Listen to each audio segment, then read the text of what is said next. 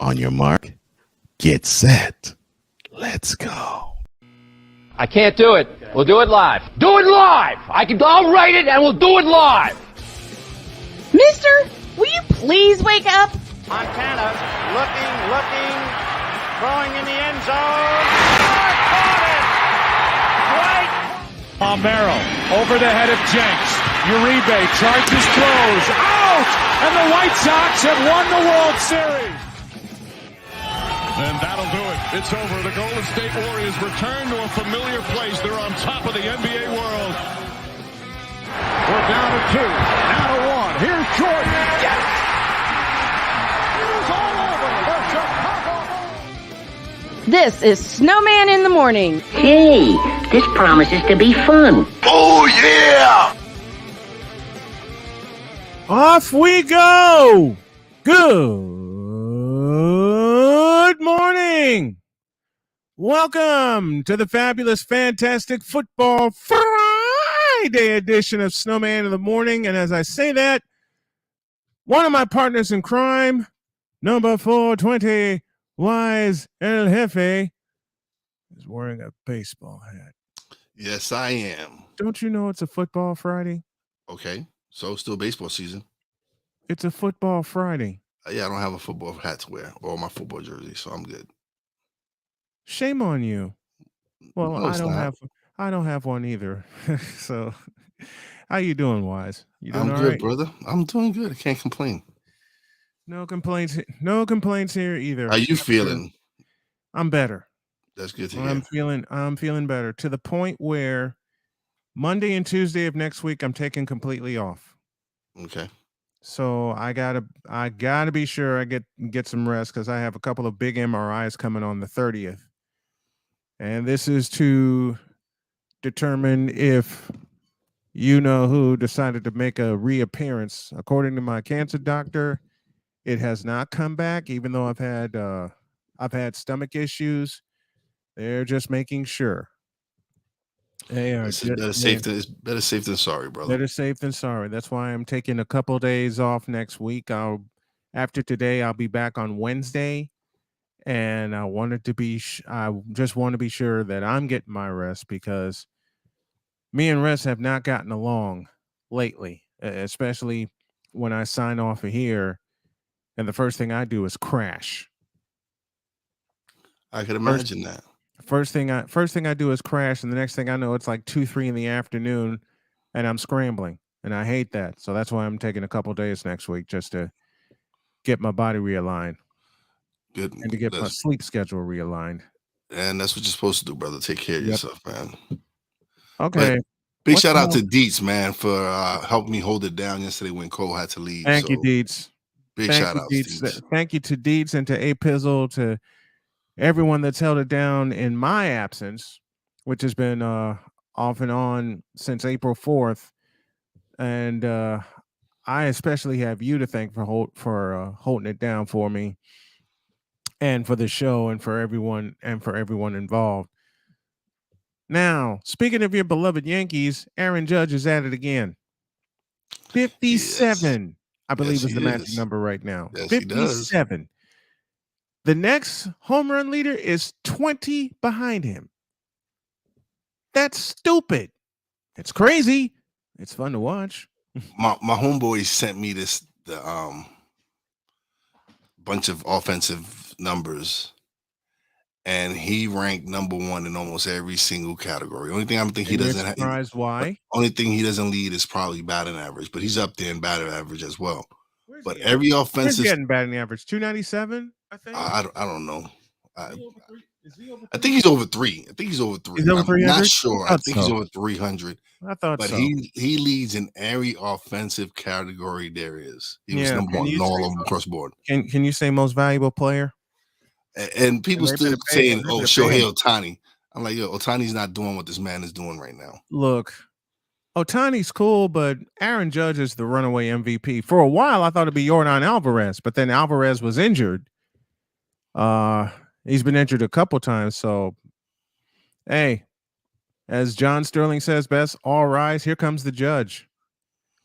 Now the question is, how far will the Judge take them in the postseason, because that's where I want to see him really excel. It's not going to be just him. It's got to be the pitching. Everybody else got to come together. Yeah, And gotta have arms. Gleyber Torres is on fire right now. That young man he's just, I don't know, he's seeing the ball like a beach ball right now, because He's seeing a besides lot better. besides Judge, he's the only other Yankee right now that's really killing it. Well, you got to have a complete team when you face teams like, I don't know, Houston. And we all know Houston's a professional hitting ball club. And I've said that for a while. To Kansas City, and Patrick Mahomes did it again. Actually, Yes. it was Jalen Watson that rescued them, because San Diego was about to take the lead. Yeah, that key and then a interception. 99-yard pick six happened. 99-yard pick six. Absolutely. Listen, my hat's off to Justin Herbert, man. He took a pound. He was hurt, man. Creamed last He was night. hurt, and he got back in the game and drove him. He showed his Justin Herbert showed out last night, and I forgot to do something. Good morning to A Pizzle, to Fit Down Sports, aka Chris Dietz, and everybody. And I forgot to do this.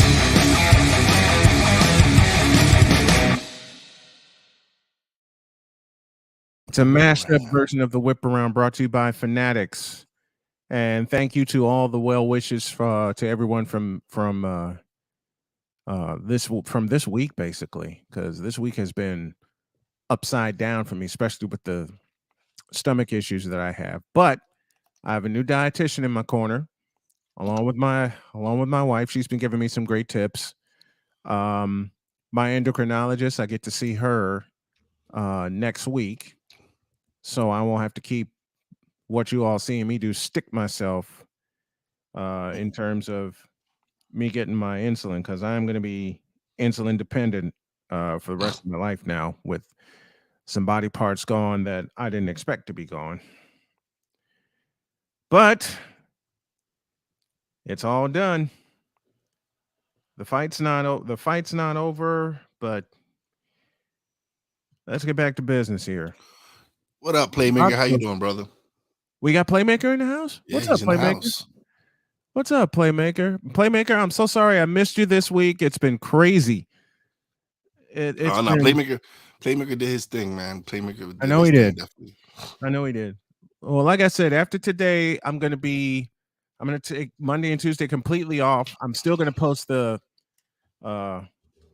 post-game podcast with some parts from it, and just be completely behind the scenes. And this week has been a struggle. Well, Albert Pujols, I can't talk this one. Well, Albert Pujols 700. I would like to see that. I would like to see him at 700. I would like to see it. I'd like to see it myself. Being that it is Hispanic Heritage Month, I definitely would love to see my man. And how about those Tampa Bay Rays and what they did? And all a Latin American lineup. Wow. I didn't know that. I didn't see that. Their starting 9 was all Latin American. Wow. Yeah. History. Well, listen, history. Yeah, think about it, man. That's what we play in the Caribbean, man. I know. Puerto Rico, Cuba, Dominican Republic. It's all about baseball. Well, yeah, that's the sport. That's the it's sport all about we grew baseball. up playing. Yeah. You know, a bucket list item I would love to do one year? The Little League World Series. It's hard to get tickets. It's like sometimes you got to be like tickets. I'm not talking about as a fan. I'm talking about as a broadcaster. That would be interesting. Yeah.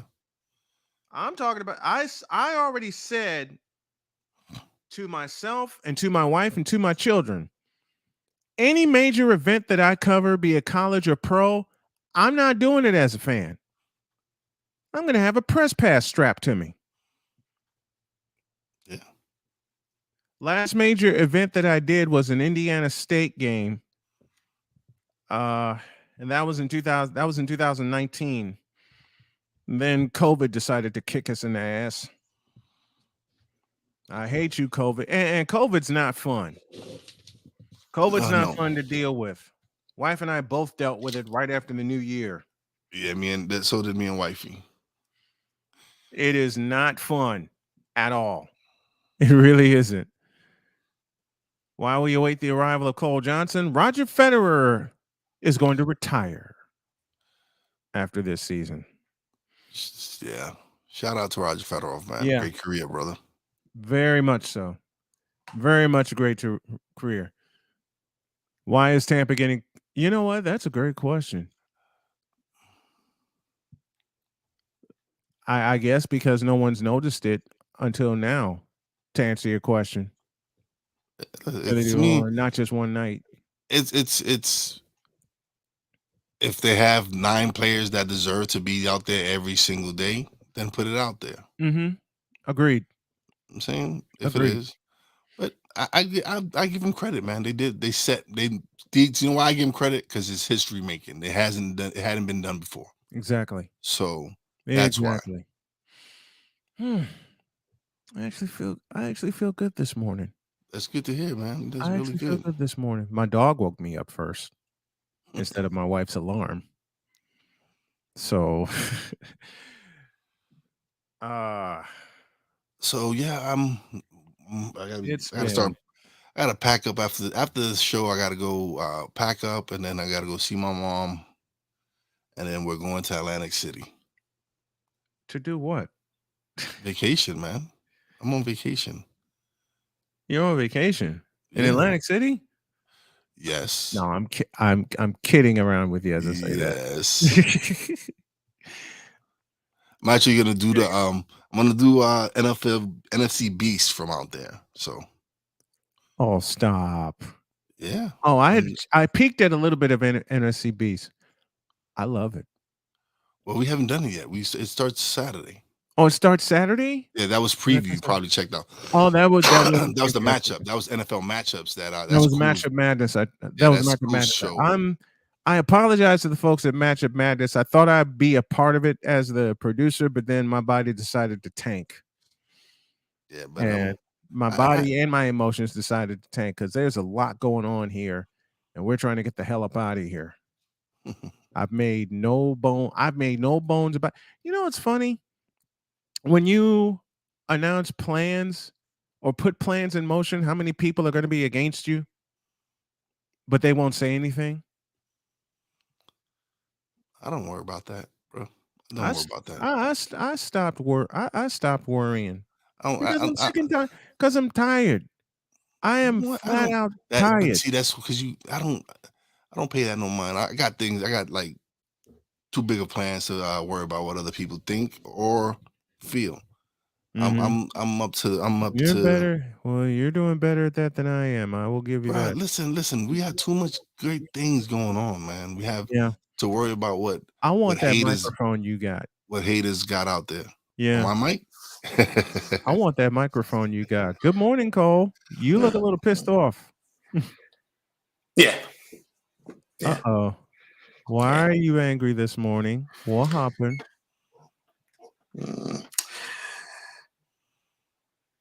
Well, let's just say I had to have a woosah moment. Oh dear. Understandable, brother. Oh dear. It is definitely understandable. Oh dear. Yeah. On multiple fronts, but otherwise, I guess I'll put it this way: I'm putting all that BS to the side. I'm doing all right. Good. That's how it's supposed to go. That's it. Good. But Cole, you be proud of me, man. So what's up? Alex had his five ways to monetize your podcast yesterday, right? Yeah. And we had a little Q&A before that. Mm-hmm. And he because I had been saying I was going to apply to be a speaker at Podfest. Yeah. And he held me accountable. And I filled out the app, and I applied for it right there when I was in the Q&A with him.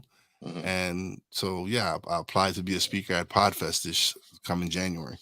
Congratulations, man. Very nice. Congratulations. Very nice. Well, yeah, I believe you'll be accepting when you do. You're going to knock it out the park, bro. You got a lot of good knowledge to pass along. So, yeah, Congratulations, man. All right, now I feel real good. Hearing my boys doing something good. I'm good now. Here, But this will make you laugh. mhm. How many times, gentlemen? How many times have you been told to quote unquote act your age? All the time. Too many times to count. And the And funny my response is the same. I am. I just watch a lot of cartoons with it. well, see Listen. Go ahead. Go ahead, Cole. No, go ahead, Cole. No, see, the funny thing is the way the really good long life is to be childlike. And I think people think if you're childlike, you're being childish. And there is a huge distinction and difference. Yes. Yeah, you have to enjoy life. You have to enjoy life like a little kid.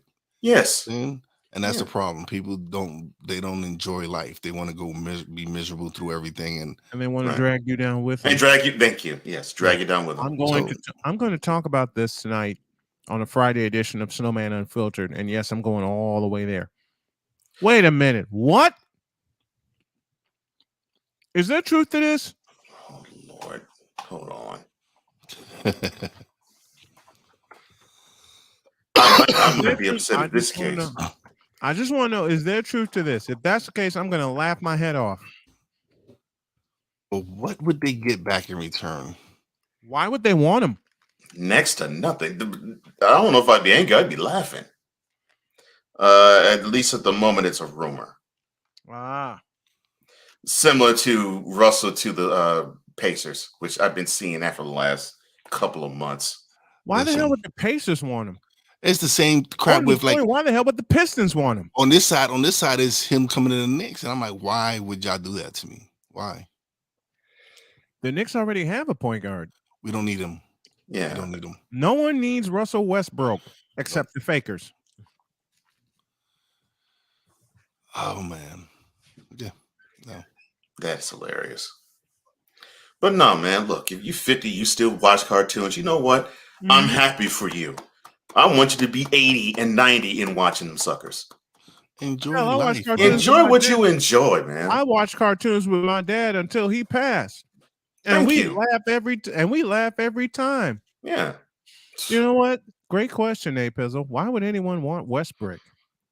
Okay, all right. That's a good question. Deeds, you better confirm this. I know you, I love you, and I trust you, but you better confirm this so I can really laugh. All right. So teams would want Westbrook because he can give you that triple double when he wants, and he can give a team that really wouldn't have a hope in China to make the playoffs, a chance to make the playoffs, and then they get bounced in the first round. Wait a minute. Not a hope in China. Not a hope in China. Why would you want to add that to that young core? Why would you want to Kay Cunningham and all these other guys? Why would you want to ruin your progress? Well, unfortunately, those types of teams would want to, in your elegant words, sir, ruin their progress because they erroneously think this guy will help them get to the next level. Okay, and unfortunately, that happened in Los Angeles. And unfortunately, that would be correct, considering that the Pistons haven't been in the playoffs in many years. But that's not the progress you really want. No, because if you stay the course, I think you would go further. But who are we, right? That's why I'm kind of listen.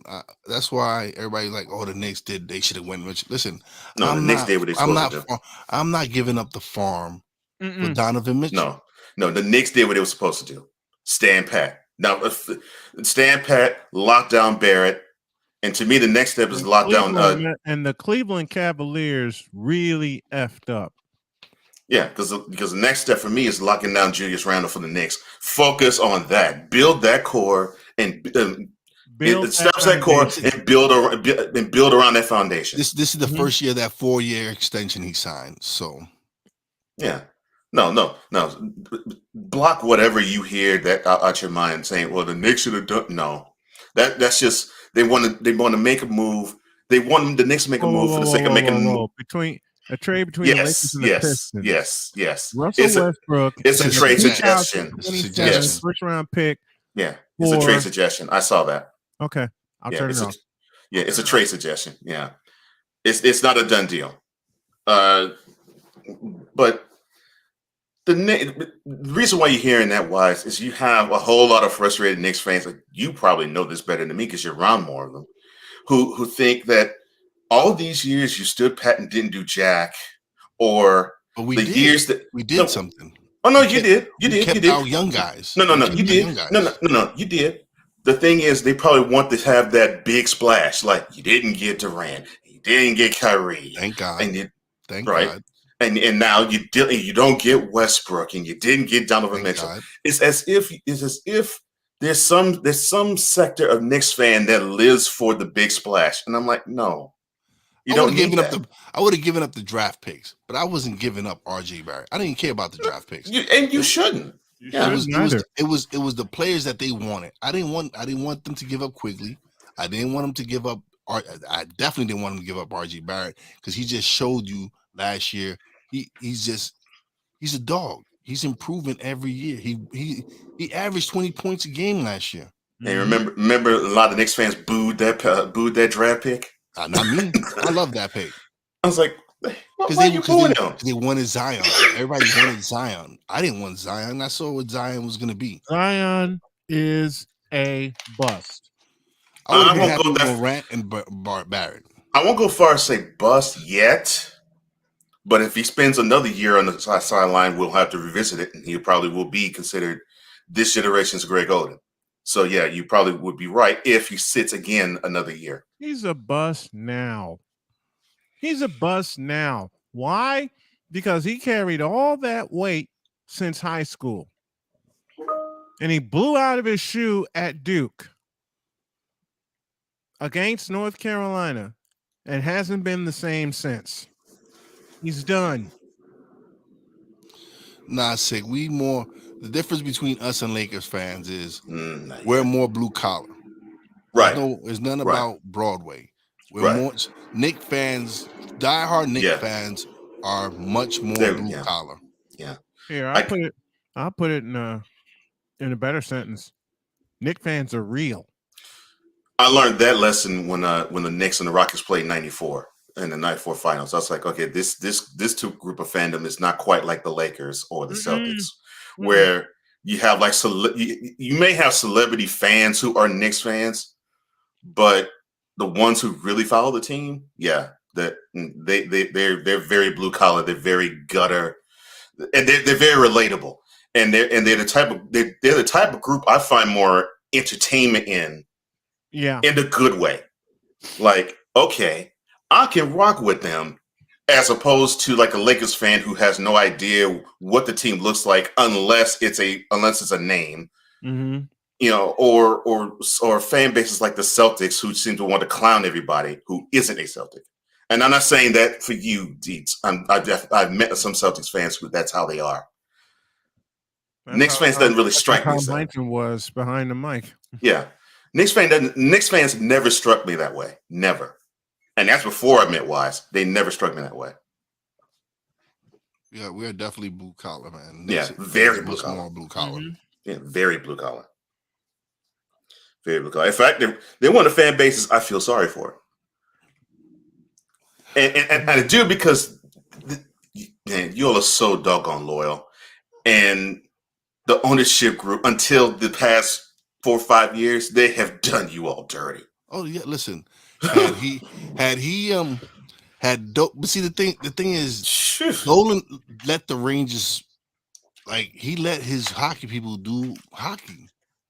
Mm-hmm. And that's all I wanted him to do with the Knicks. Is let the basketball people do basketball. I wish he'd do that. That would be cool if he does now. Well, I think he has. I think he hasn't really been on. I think he let Leon and Worldwide West and them do their thing. Morning Hawk TV. What's up, man? TV in the house with us. So I'm happy. I'm happy with the situation in New York. Julius let me down last year. He just didn't. He wasn't. He got the bag and he let himself go. Now we got to see.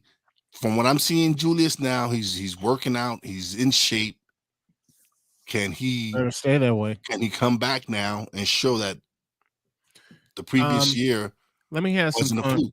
Let me have some fun with Hawk TV. Switch the name Wizards for Bullets. and maybe we'll talk. I'm sorry, I'm old school like that. I just wish they hadn't been changed from the Washington Bullets. Hell, I wish OKC wasn't in existence. Yeah.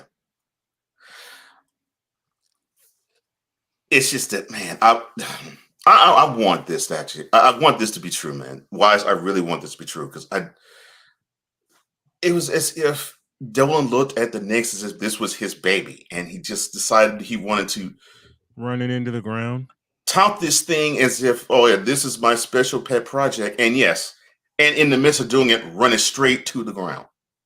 Yeah, no. I think he like I said, the last couple of years he's let, since Leon's been there, he's let Leon do his thing. He hasn't interfered in any way, not that I've seen anyway. So I'm happy with the way my Knicks are going. I'm glad that they didn't get rid of Grimes. I think Grimes is he's gonna take over for Fournier. And then yeah, I'm excited, man. I'm excited for this year. Well, why is he going to hate me in the next 30 seconds? Because nah, I can't do it. I can't do it. I can't. Going live. I'm done. Shut up. All right, I'm gonna do it. I can't help it. I can't help it. I know Wise is gonna growl at me. Just a minute.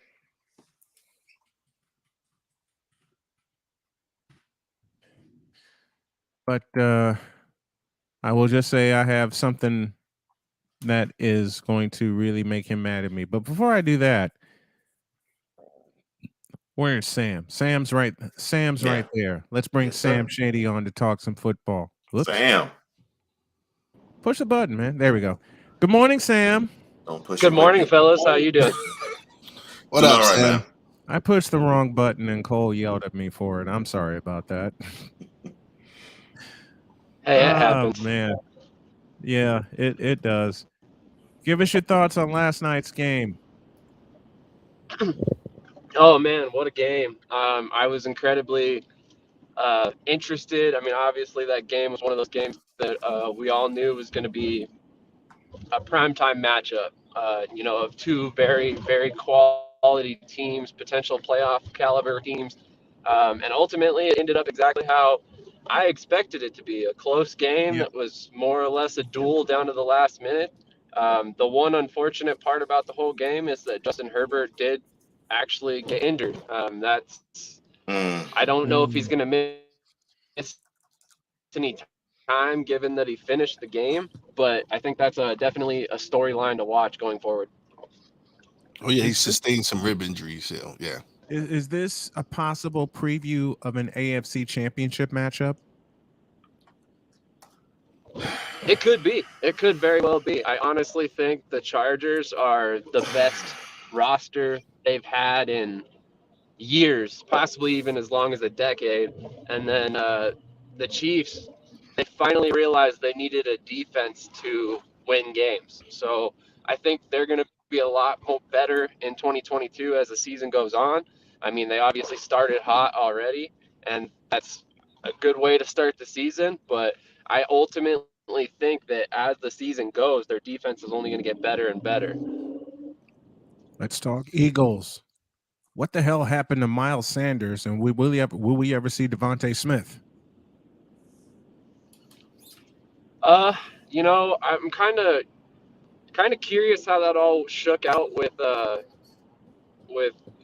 Devontae Smith, because ultimately he had the man in my mind who is Detroit's number one corner, Jeff Okudah, on him all game long, and he didn't get a reception. So I'm curious to see if, that was just a 1 week thing where they liked the matchup they had with A.J. Brown versus, the other cornerbacks on Detroit's roster. Or if it's a situation where Devontae Smith is no longer the number one target and, he's going to be an afterthought in the offense. But why wouldn't he be the number hoping one? It's the first. Because that's the thing. Why wouldn't he be A.J. Brown. A.J. Brown. That is why That's Devontae why. is not the number one wide receiver for the Eagles right now. A.J. Brown. Yeah, exactly. And there's a big reason why. And if we're looking at it, it's as much as I hate to say it, it's probably due to the inaccuracy of Hurts at this point in his career. You bring in a guy like 100. A.J. Brown because he's a jump ball threat. You know, he's got a big catch radius. That's what he's good for. And I mean, he made Ryan Tannehill look like $1 million many times. So when the Eagles got him, I was like, okay, well, I think Hurts, even though he may throw some errant balls, he may throw less of them, and it will count as errant because AJ will catch a whole lot of bad balls. Yeah, so very true. Let's move to the CFL. Agreed. And Vernon Adams' debut with the BC Lions. Yeah. Yeah, that's always a tough prospect for a quarterback to try and come into a new roster mid-season, learn an offense extremely fast, and then get thrust into the lineup like Vernon Adams did. I think this is going to be a situation where each and every week you'll see him do a little bit better, and ultimately I think in probably 2-3 weeks' time, it'll look like he's right at home in BC. I hope so. I hope so, because I expect BC to compete not only for the West Division. Well, I think Winnipeg's already sealed the West Division, but then again, it's the Winnipeg Blue Bombers. It's the two-time defending Grey Cup champ. Where's the Grey Cup this year? Where's the Grey Cup? Man, where's the Grey Cup this year? Somebody hit the don't research. quote me on this, but I think it's in BC. Oh Lord! Somebody look that up. Somebody look that up for us. I'm looking up a few other things. Where's the? Oh Lord! You mean to tell me it's in that Loud House? Which is a place I want to visit. I want to visit. Yeah, BC it would be a lot of fun to see a CFL game. It's actually going to be in Hamilton. Oh, it's at okay. My mistake. Tim Hortons. It's at Tim Hortons Field. Okay, and that's Rod's favorite. I might be wrong. No, hold on. Wait. I must be looking at this wrong. I'm looking spot. at the wrong one. Nope, I'm looking at the wrong one. No, Regina. It's going to be in. It's in Saskatchewan. Yeah. Yes. Nice. Mosaic Stadium. Mm-hmm. The new Mosaic Stadium will house the Grey Cup this year. That's a bucket. That's a bucket list item of mine. Also, I think the Grey Cup in person. Producer, I want to do it the way Rob Peterson did, and I didn't get a chance to talk to him yesterday because I had to cancel my guest appearances because I was under the weather. But I will get Rod on next week, and I will get Clark Monroe's in Toronto this week on next week as well. Does anybody beat Winnipeg? Does anybody have a chance of beating Winnipeg? Yes. And the team that I'm going to bring up is probably going to shock some people, and that's Toronto. I'm a firm believer that Toronto has not played up to their potential yet, and I ultimately think Toronto is going to end up coming out of the East and be a force to be reckoned with by the time playoffs roll around. I can dig that. Because it just seemed like for a while, and I've talked about this with Clark, it just seemed like for a while no one wanted to take control of the East Division, but now it seems like Toronto's doing that. Agreed, wholeheartedly. Sam Shady joining us here as we talk football on this Football Friday. Man, who takes control of the AFC South after what the hell happened in Houston last week?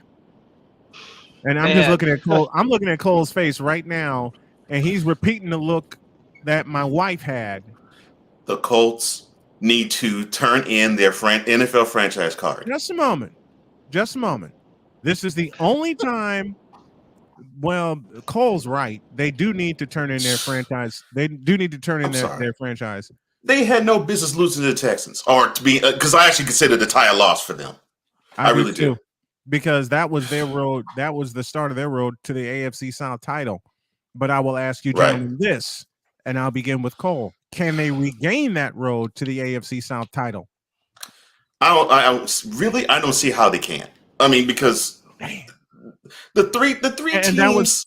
That was my answer too. The three teams in the division. I mean, the Texans really are horrible. The Jaguars. To me, they're better, even though, yes, they lost and Texans tied. But to me, the Jaguars are better than the Texans. And the Titans, they took a step back to me. And that's their only competition in the division. And I really believe the Colts are, in terms of talent, they are better. They just are. I'm not going to give up on the Colts, especially with the output Jonathan Taylor put out on Sunday and them rallying from a 20-3 deficit. So on those standpoints, I'm not giving up on the Colts. Let's go to Sam. Sam, can the Colts regain their road to the AFC South title? Yes, absolutely they can.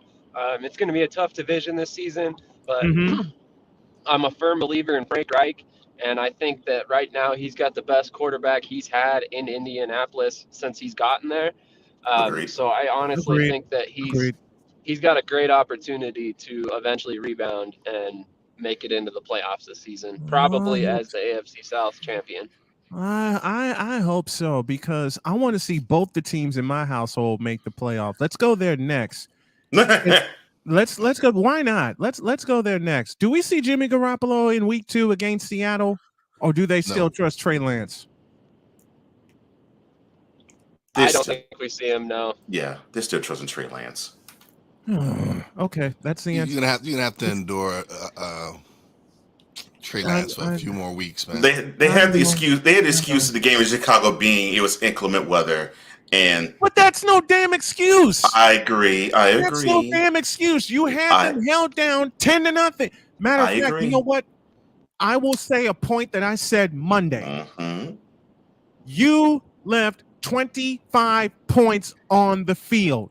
Agreed. Before the inclement weather happened. Agreed. That should have been blowout city. Agreed.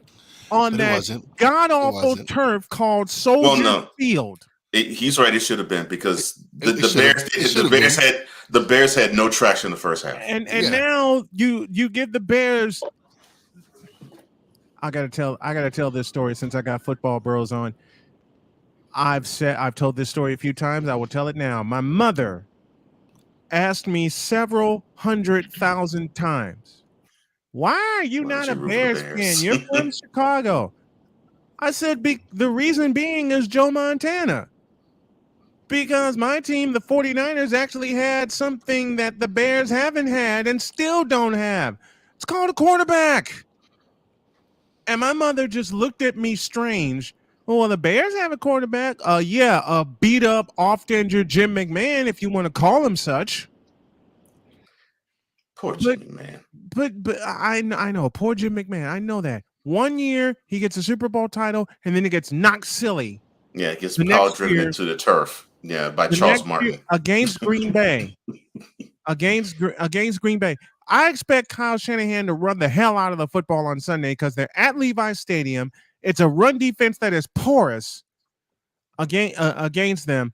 I expect the 49ers running backs, no matter who they sign, because Mitchell's going to be out 6 to 8 weeks, but I just expect them to run the hell out of Seattle. And with the bonus, and I want Sam to talk about this. No Jamal Adams for the Seahawks. Done for the year. Stop for the year. Done for the year. Oh man, you must have read my mind or something, because I personally think that this is just another sign that Seattle made a ridiculously dumb trade to give up everything they did to get Jamal Adams. They gave up the farm. At this point, exactly. And you turn around a couple seasons later and you trade away your quarterback for basically the same exact draft picks you gave up to get a safety. It just doesn't make a lot of sense in terms of team building. And they're going to get mauled. And that's why, the biggest reason I have confidence in the 49ers, they're favored by 8.5 this week. That is why I now believe the Seahawks are now rebuilding, because of that statement right there, Sam. And the next person to go will be Pete Carroll. Pete Carroll is next on the chopping block. It might be time for him to go. He might have run his course in Seattle. But Hawk TV has this comment, but they regroup with the Russell Wilson trade. No, they haven't. The hell they have. Drew Not Lock. when they face this defense on Sunday. Lock, Fant. They're going to face, and this has been historically true, and it's been true in the Kyle Shanahan era. Whenever there is a loss they weren't supposed to have, and I especially point back to 2020, You're going to see a pissed off 49er team at home on Sunday, and they're going to run the hell out of the Seahawks. I have that much confidence. I got one question though. Question for you. If they happen to lose this game, they're done. I will answer it for you. Do you go back to Jimmy? Do we see? Yes. Should have never gone away from him. I've said that. Look, I know I've been on record, and I would have been on record in saying that I want to see what the kid can do, but not now. Not when you have a Super Bowl caliber team in the 49ers. So I'll answer the next question that you would pose after that. They won't. Thank you. We got to go to a break, but Sam Shady always with us the first hour on Friday to talk some football. Sam, love you, brother. I can't wait to cover the XFL draft with you. We're going to represent the Shady Sports Network proudly and also represent Snowman Digital Media Sports Network. Thank you very much, Sam. We love you. We'll do it again next Friday. Absolutely. Can't wait to speak with you guys next week. Pleasure, brother. Sam Shady joining us as he does each and every Friday. Wait a minute. I gotta pull something up here. I know we're doing our picks this morning, and we're doing them live because Mike DeBate will join us at 10:05. But I will not cuss. I will not cuss. I will not cuss. I will not cuss. I will not swear. I will not swear. I will not cuss. I will not cuss. I will not cuss. I will not cuss. Why did I add that? And I know you was gonna go to it. I had my wife saying that this morning because of what happened in Houston. Yeah, that. And you know the bad part is, listen, we live in a part of Indiana where we were so excited because we're back in Indiana, and we're gonna see the Colts all year. You know they showed us the blankety blank bleep bleep Bengals Steelers. Why? Because we're close to Cincinnati and Louisville. I was going to say you must be closer to Cincinnati than you are Indianapolis. Okay, that's what I was about to say. An hour and a half away from it. Yeah, I was about to say, if you're close to Cincy, usually. Yeah, they showed us the end of that crap fest. And the duly missed field goals. One doinked off the upright. McPherson shanked one. McPherson didn't even get to the goalpost. I mean, that was a shank, and that was a golf shot. That was a shank. I was about to say that kick was actually headed your direction. Yeah, it was headed toward us. Oh my gosh. We're in Southern Indiana, and we started at 12:30 Sunday afternoon, and I'm here in my office. You know, getting some last minute stuff done before I take off. When my wife yelled for me, I got off this seat and came running, and I said, "Baby, what's wrong?" And she just had this look. Know that look. Mm-hmm. And she goes, WTF "I can't find the Colts." Yeah, WTF look. Yeah. I said, "What the hell you mean you can't find the Colts?" And she handed me the remote, and she says, "You see the game up there, right?" "Yeah." "Why don't we see the button watch?" I said, "Oh, hell." And then she looks at me and she goes, "They gave us Cincinnati and Pittsburgh." Well, okay. So they gave you the AFC champions. Wait a minute. On paper, but for regional that would have been a much better game. Yeah. They gave you the AFC. They gave you AFC champs. Who gives a flying? Oh, you knew that was my response. I knew that was going to be your response. And that's not only for me, that's for my wife and my children. I know. My little baby girl, Donna, God rest her soul, was developing into a big-time Colts fan. Because every time I said the two teams I love, the Colts and the 49ers, she'd get this big, wide grin on her face. Which is cool by me. 5 minutes before the hour. It's good to be back in the chair, but I better tell Cole what I told Wise this morning. Monday and Tuesday of next week, I will be behind the scenes only, and that's just to let my body recalibrate. So, Cole, I will need you to take the chair for Monday and Tuesday, and then I'll come in, put the post-game podcast up and everything, because this week has been horrible physically for me. Emotionally, I want to say Tuesday got to me because I couldn't sleep. Wednesday, I don't know how the hell I got through Wednesday. My wife asked me the same question. She came home early. And once she came home and she saw me, she put her hands on my shoulders and she said, "Go to bed." And I was so worn out, I could barely stand. And I said, "Baby, I got a lot of stuff to do." She says, "You got to go to bed." Period. Good This job, wasn't Dr. wrong. K. 30 seconds Yeah. later, I was knocked cold. Yeah. The missus wasn't wrong. No. Oh, and Playmaker actually talking facts about you and your wife not seeing the Colts game. Playmaker, I know. I have a surprise for y'all Tuesday. Okay. All right. I can't wait to see it. It's gonna be after the fact because I basically have been ordered to take a couple days off next week. I got to meet my endocrinologist on Tuesday, and I got a couple of MRIs coming on September 30th. So that's one of the few football Fridays I'll miss. So that's the 2 Fridays from now. Okay. Yeah, because I got a couple very important MRIs coming to prove that cancer hasn't come back, and the stomach problems are starting to lessen. That's good. The stomach problems are starting to lessen. Now, I did have coffee this morning, but it was the size that kept kicking my ass. So I went small, and that was upon the advice of my dietitian. My dietitian said, "Don't do it. Actually, she said, don't overdo it." Oh, thank you, Hawk. I appreciate it. Thank you, brother. I appreciate you. Do me a favor, Cole, and put the Cash App sign up if you would, please. We need some help, you guys. We're trying. Matter of fact, don't put the Cash App thing up. Give me the 100 days bump. Okay. Give me the 100 days because I gotta talk. I gotta talk. All right. I'll tell you what. This is what we'll do. We'll set up our number 2, and I'll go right straight into the 100 days Carolina bump. Okay. Thank you.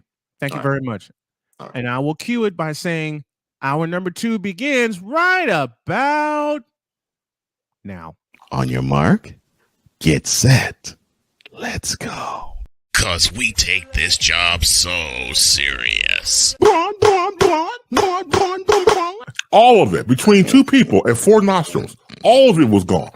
LeBron James is pure, unadulterated trash as a basketball player and has been for 20 years. We don't want to see that. Wait a minute. We don't want to see bro. Number 420. YSL. Number 420. I had to do it. Oh man, I thought I missed it. What in the all types of blue hell? This is Snowman in the Morning with Cole Johnson.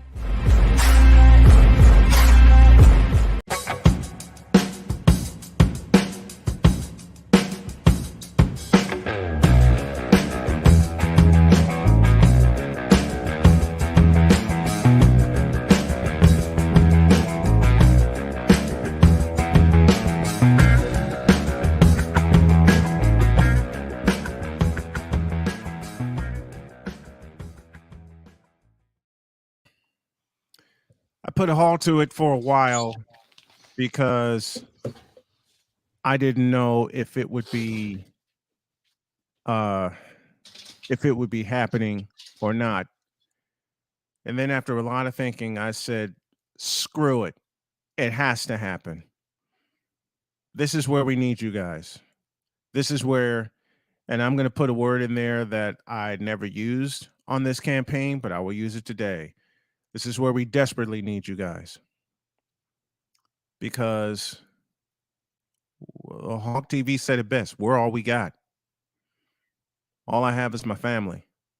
And all I got is the Black Manosphere via YouTube and the brothers there, including my buddy Charles Faulkner, including my buddy BGS Ibmore, and everyone that's in the chat that joins us each and every day.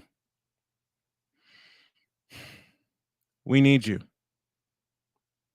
We absolutely need you guys. And if you can show some support via Cash App to start, that would be great. And if you also could support the show via Patreon, so we can get some money coming in monthly to help us go toward our goals, that would be great also.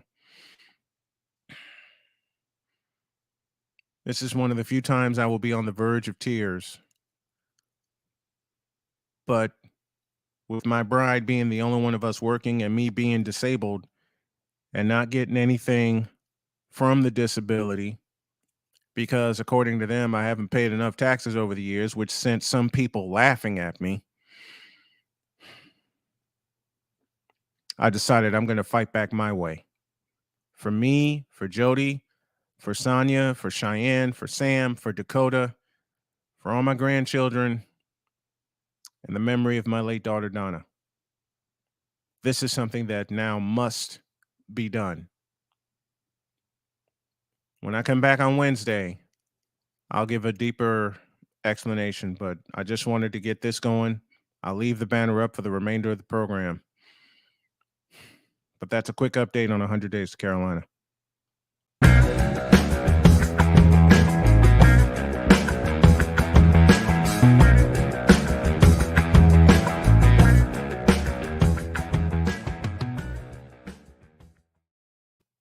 I appreciate that.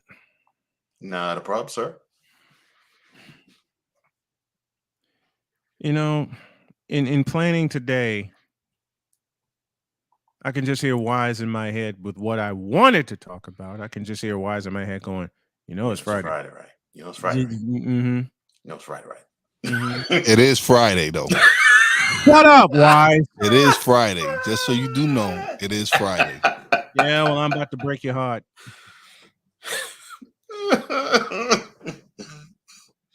I'm about to. I can't tell you how much I miss you, Wise, when you say that. Same.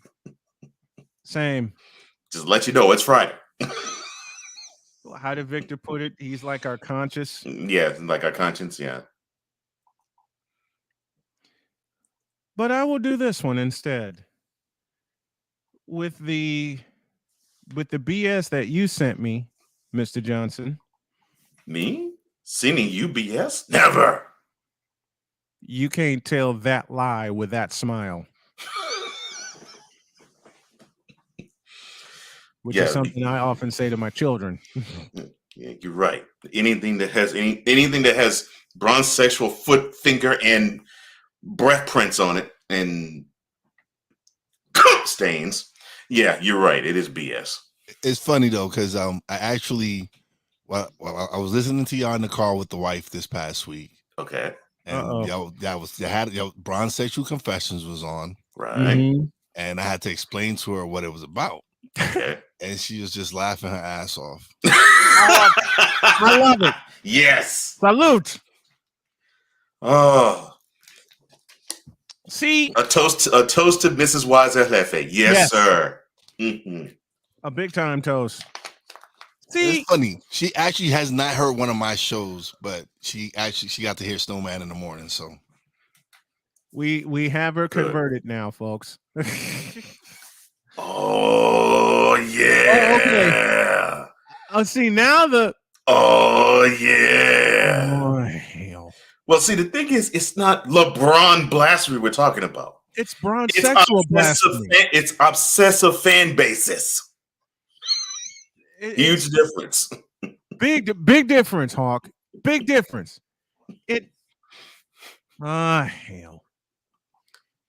It's like I always don't do it. Don't do it. Do not do it. Do not press that button. I don't care. It's Friday.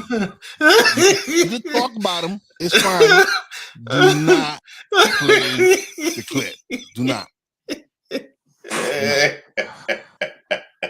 Now I have to.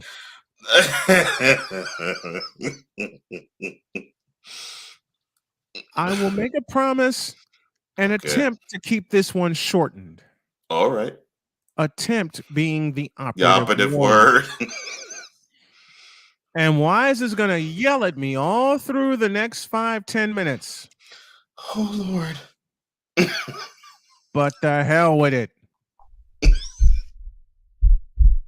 In a world where partial greatness is celebrated and total greatness is shunned, there stands to be a figure on the lips of those who love him and those who hate him. The inane comparisons to Michael Jordan and Kobe Bryant continue and has existed since 2003. There is no end in sight, for the battle between those who unconditionally love and unconditionally hate him wages on.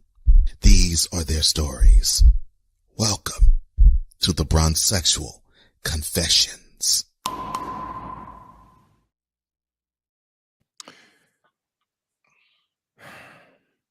What I have to do to Cole.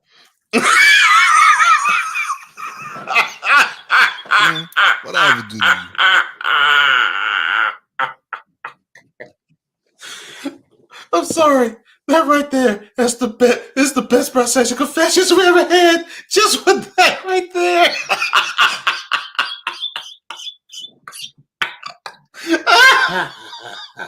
I will keep this short. And I'm waiting on a command. I'm waiting on a command from my executive producer. Okay, whenever you're ready, man. Don't fall out the chair, please. Space hasn't arrived yet. Oh, Lord. I guess I'm getting ready. That was funny, though. Mm-hmm. Ooh, all right, so, okay, so I'm sure there's a Bronzexual that said something silly and ridiculous. And that person said, quote, LeBron's all-time finals opponents from 15 to 18. Steph Curry, Klay Thompson, Draymond Green. 15, 16, Steph, Draymond, and Klay. 17, Kevin Durant, Steph Curry, Draymond Green. No mention of Thompson, by the way. 18, Kevin Durant, Steph Curry. Total 10. I hate this. Lord have mercy. MJ's all-time finals opponents. 91, Magic Johnson, James Worthy. 92, Clyde Drexler. 93, Sir Charles. 96, Gary Payton, Sean Kemp. 97, Karl Malone, John Stockton. 98, Karl Malone. Total 9. That's a lie. Okay. Close. You're missing KJ in Phoenix. You're missing Dan Marley in Phoenix. They're missing Thunder Dan. Terry Porter in Kevin Portland. Duckworth. They're missing Clifford Robinson. Whoa. Forget what they're missing. Let's focus on what they're doing. They're stacking. Mm-hmm. From 15 to 18, they only really played 3 stalwart people. Yeah. 3.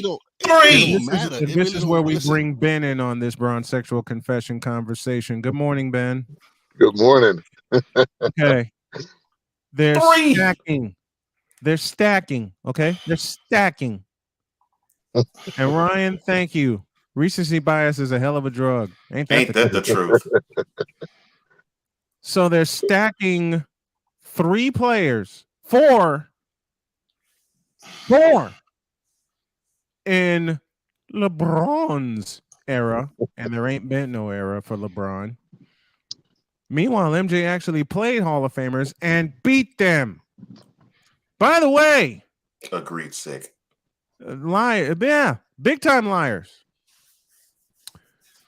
Oh, by the way, they don't want to include who they beat to get to the final.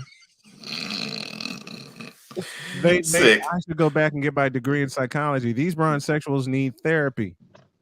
Yeah, you'd make a killing. You'd make a killing, all right, but then they also try to kill you for the blasphemy. They're double counting. Exactly. Yeah. The simple fact that anybody in that Jordan era, they knew up front that they weren't winning. They could say that they were going to win.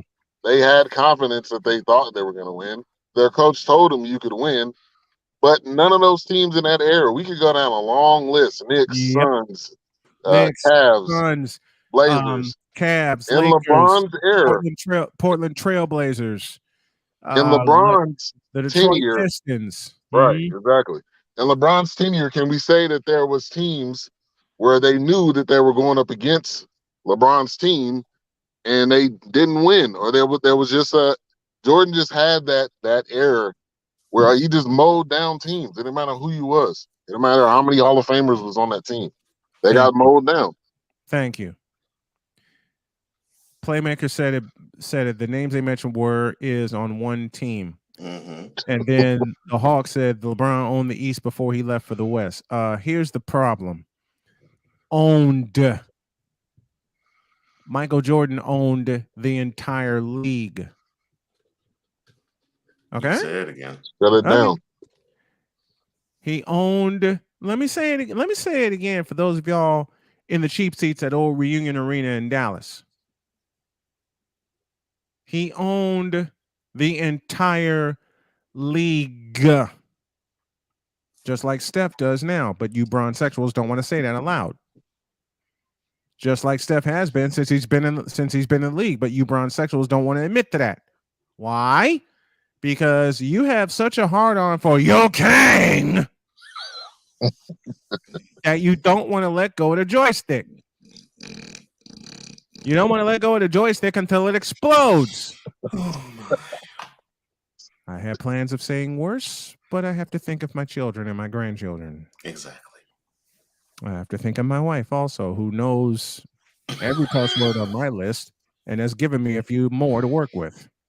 And yes, that's right, Wise. There was a Yo Kang reference on Friday. Oh, I got more. It's not Wednesday. It's best. Ben, I already said it, Ben. I asked him why. I asked him what did I do to him to deserve this today. Like that's how it began. I'm saying that's how it began. For him to bring this up on a Friday. On a Friday. On a Friday.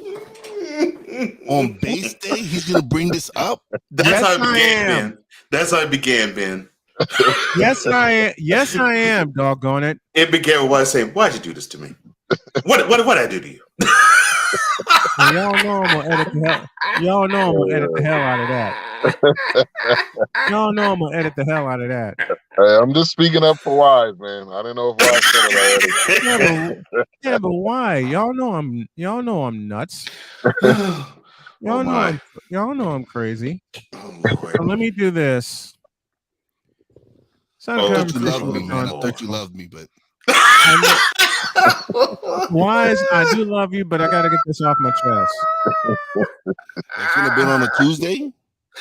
On a Friday. You lucky I wasn't here on Tuesday. You wasn't lucky. You lucky I wasn't here on Tuesday. Oh Lord. Okay. Ooh, you had a conversation with I had a conversation with a bronsexual, and he's sitting in the chat right now. Oh, good. Oh, he says Steph was on the league, but that's why LeBron's GOAT case is that much greater. Lies. Hold up. Absolute freaking lies. That is what bolsters LeBron's case for being the greatest of all time. This brings when you bring this up. Why? Thank you. No problem. See what happens when you bring up sexual confessions? You get crazy comments like that. We get them when we don't bring up bronsexual confessions. Bro, he's trying to make claims. Wise. Be proud of this. No. I want more of Wise. I know.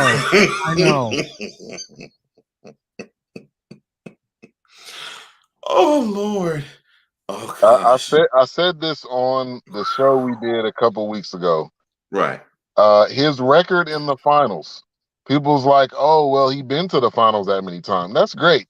I'm not faulting him for that. But those losses have to count for something.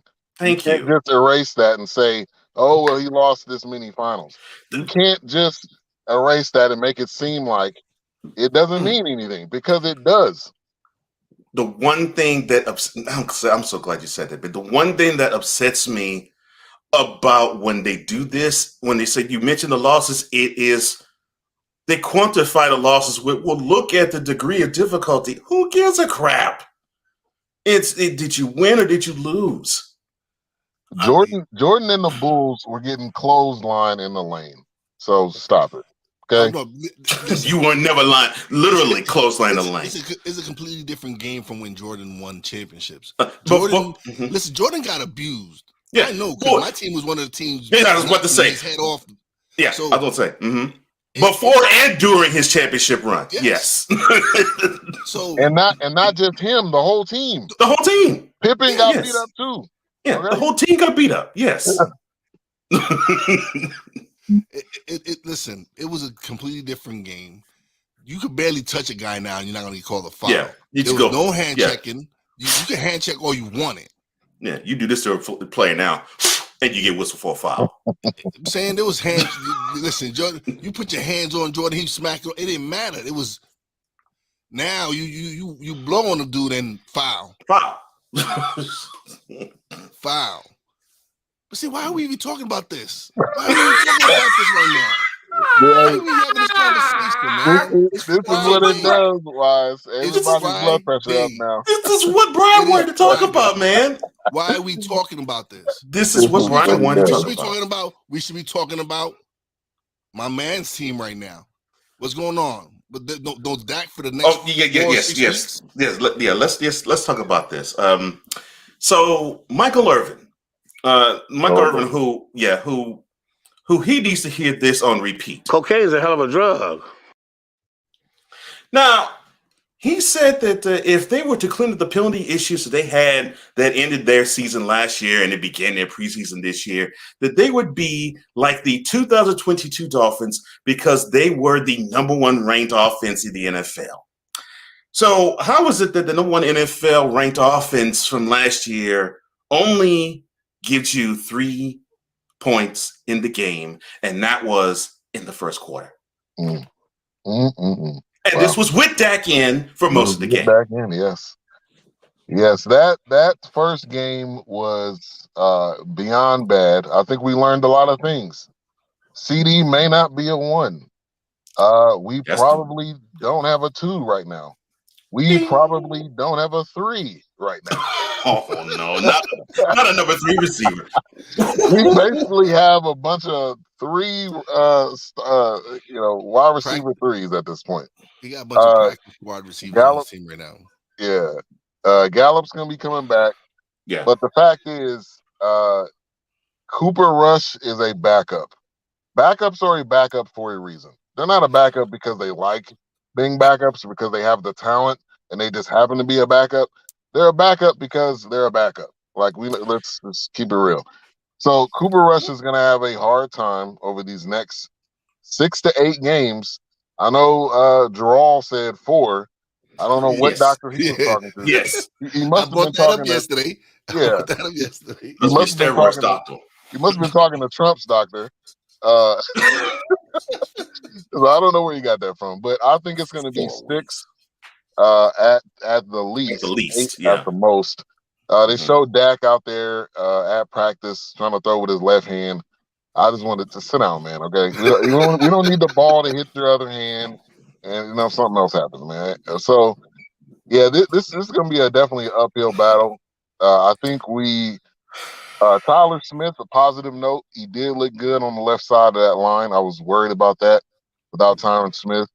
The defense couldn't do what they needed to do against a 45-year-old Tom Brady. The dude's 45, and we had no chance from the jump. Dude, 45, he's still shredding. And look, I will give you credit. The Cowboys defense is pretty good. The offense can't score. Yeah, that's the issue. The offense can't score a lick. But the defense is pretty good. But this 45-year-old quarterback who you would normally abuse if it's a 45-year-old that's at quarterback was so patient against them. And it's like, okay, I may not be able to score the way I want to score, but I think I can get the key first downs and make the key plays when necessary.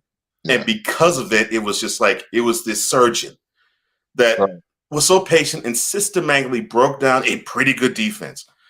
Yeah. That was amazing. And I'll say I'm this.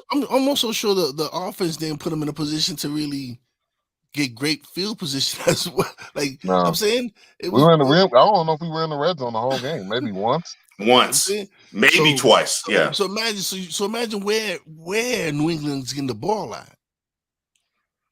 It's also a lot of field placement and all that. So the thing that upsets me the most is you got Micah Parsons, which is like a Ray Lewis type linebacker, but Micah Parsons can't play every position on the field. He can't play quarterback. He can't play running back.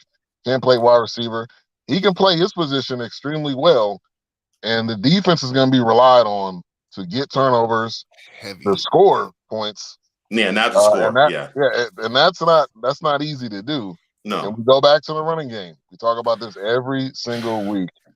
Feed Zeke. I mean, he had 16 touches, I believe. That. Yeah. And then Pollard had 4 or 5. That we know what that recipe does. And he looked like he was doing good. So why go away from that? Because it's Mike McCarthy. Yeah. See, this is, and I'm not even a Cowboys fan. This is what frustrates me. It's Mike McCarthy. That's the best player on the Cowboys is Micah Parsons, and there isn't a debate as to that now. Of course, he is the best player on the team. The one thing you're supposed to do if you have your best player on defense is to give him enough reps and opportunities to shine, and have him rest. And if you do that with actually having a running game, but I share your frustration. Wise, you have a head coach who believes the quarterback should throw it 50 times a game. Dallas should not be running the rock just 21 times. And what sucks even more is the now injured starting quarterback. His best weapon is the play action. Bro, it's supposed to be 30 plus more. It doesn't make sense. 30 plus more runs. 30 plus. More passes than runs. That doesn't make sense. And I give you mad credit, Ben, and I'll say this to you too, Ivan Dawkins, King Doc. I give you all mad credit for the patience you show, because I would be so livid at the team right now. Hey, I've been livid for years, so at this point, I don't need to get my blood pressure up. This is the official definition of it is what it is. Now, you look up "it is what it is" in the dictionary, and it's the Cowboys logo. Oh my gosh! Wow. And the funniest part about this is we did a watch party, right? You know, most of the people were Cowboys fans over there, and there was one Patriots fan, and you know, Patriots fans follow Tom Brady wherever he goes. Everywhere, so he was a Tom Brady fan, so he was ragging on us all night. And then he's like, when we're about to leave, which is at the end of the third quarter when mostly everybody left because they knew it was over. Right. He's like, hold on a minute, let me run to my car. I want to get something for you guys. He comes back with a Tom Brady jersey. It was like, yeah, y'all have a good night. It was like, man, get out of here, man. So that was a tough watch party. I'm glad I didn't pay. I'm not going to a game this year. Somebody asked me to go to a game. Good move. That ain't happening. Unless I get some free tickets, I'm not paying to go to this trash. Oh my gosh! I already said I'm not going to a game unless I'm strapped with a press pass. All right, Ben. Before we let you go, now the reason why I won't say hatred, but the reason why I have such fun with the Cowboys, it's not because of the team, and unfortunately now it's not because of the owner, because Jarrell is not as entertaining anymore. Now he's old. It's the fans. It's the fan base, because there was one fan base when I was perusing social media. Oh dear Lord! I told you stop that. Had the nerve to, yeah, seriously, perusing social media, and this fool had the nerve to say, quote, God, what's with the Bills hype? Cowboys would beat those bums with our backups. Oh my God. Close quote. He said that in this year? Yes. Yeah, this year? Yes. Let me get it. He said this. Say that. No. Yeah, after game one. This was yesterday that this was said. No. That's right. They gotta stop the cap. Timestamp September 15, 2022. Nothing but lies. Those are lies. At 4 p.m. Eastern. Stop it. Yeah, and he Listen, probably stop has the god 15,000. cap. He probably has 15,000 comments under that. That was clickbait. Stop the cap. Yes. Stop the cap. Dude, stop the He cap, knows. bro. He knows he's Stop lying. His wife knows he's lying. His son knows he's lying. I think his Stop two the little Jesus child knows is he's lying. cap, please. The baby Stop heard him the say that. And god like, cap. pop. No. Oh Lord. Yeah, the baby looked at him and his first words were, Not the baby's first words were. That surely would have been my daughter's first words when talking about this bullshit. Yeah. Oh gosh. That surely would have been my daughter Donna's first words. Oh my gosh. And I borrow from Wise, just as calm as ever. Stop the lies. Stop the cap. Stop the lies. Stop the lies. Stop the cap. And I got that. And I got that clip. And I got to get a clip of Wise saying it into the camera. I'll explain why in a minute. But oh man, 8 minutes away from base. Ben, thanks a lot, brother. We love you. Thanks you, for man. hosting the show on BS3 Network. I can't thank you enough. And mine too. I can't thank you enough Thank you, for taking on Snowman in the Morning on your network. This network's going to blow up. The show's going to blow up. And thank you.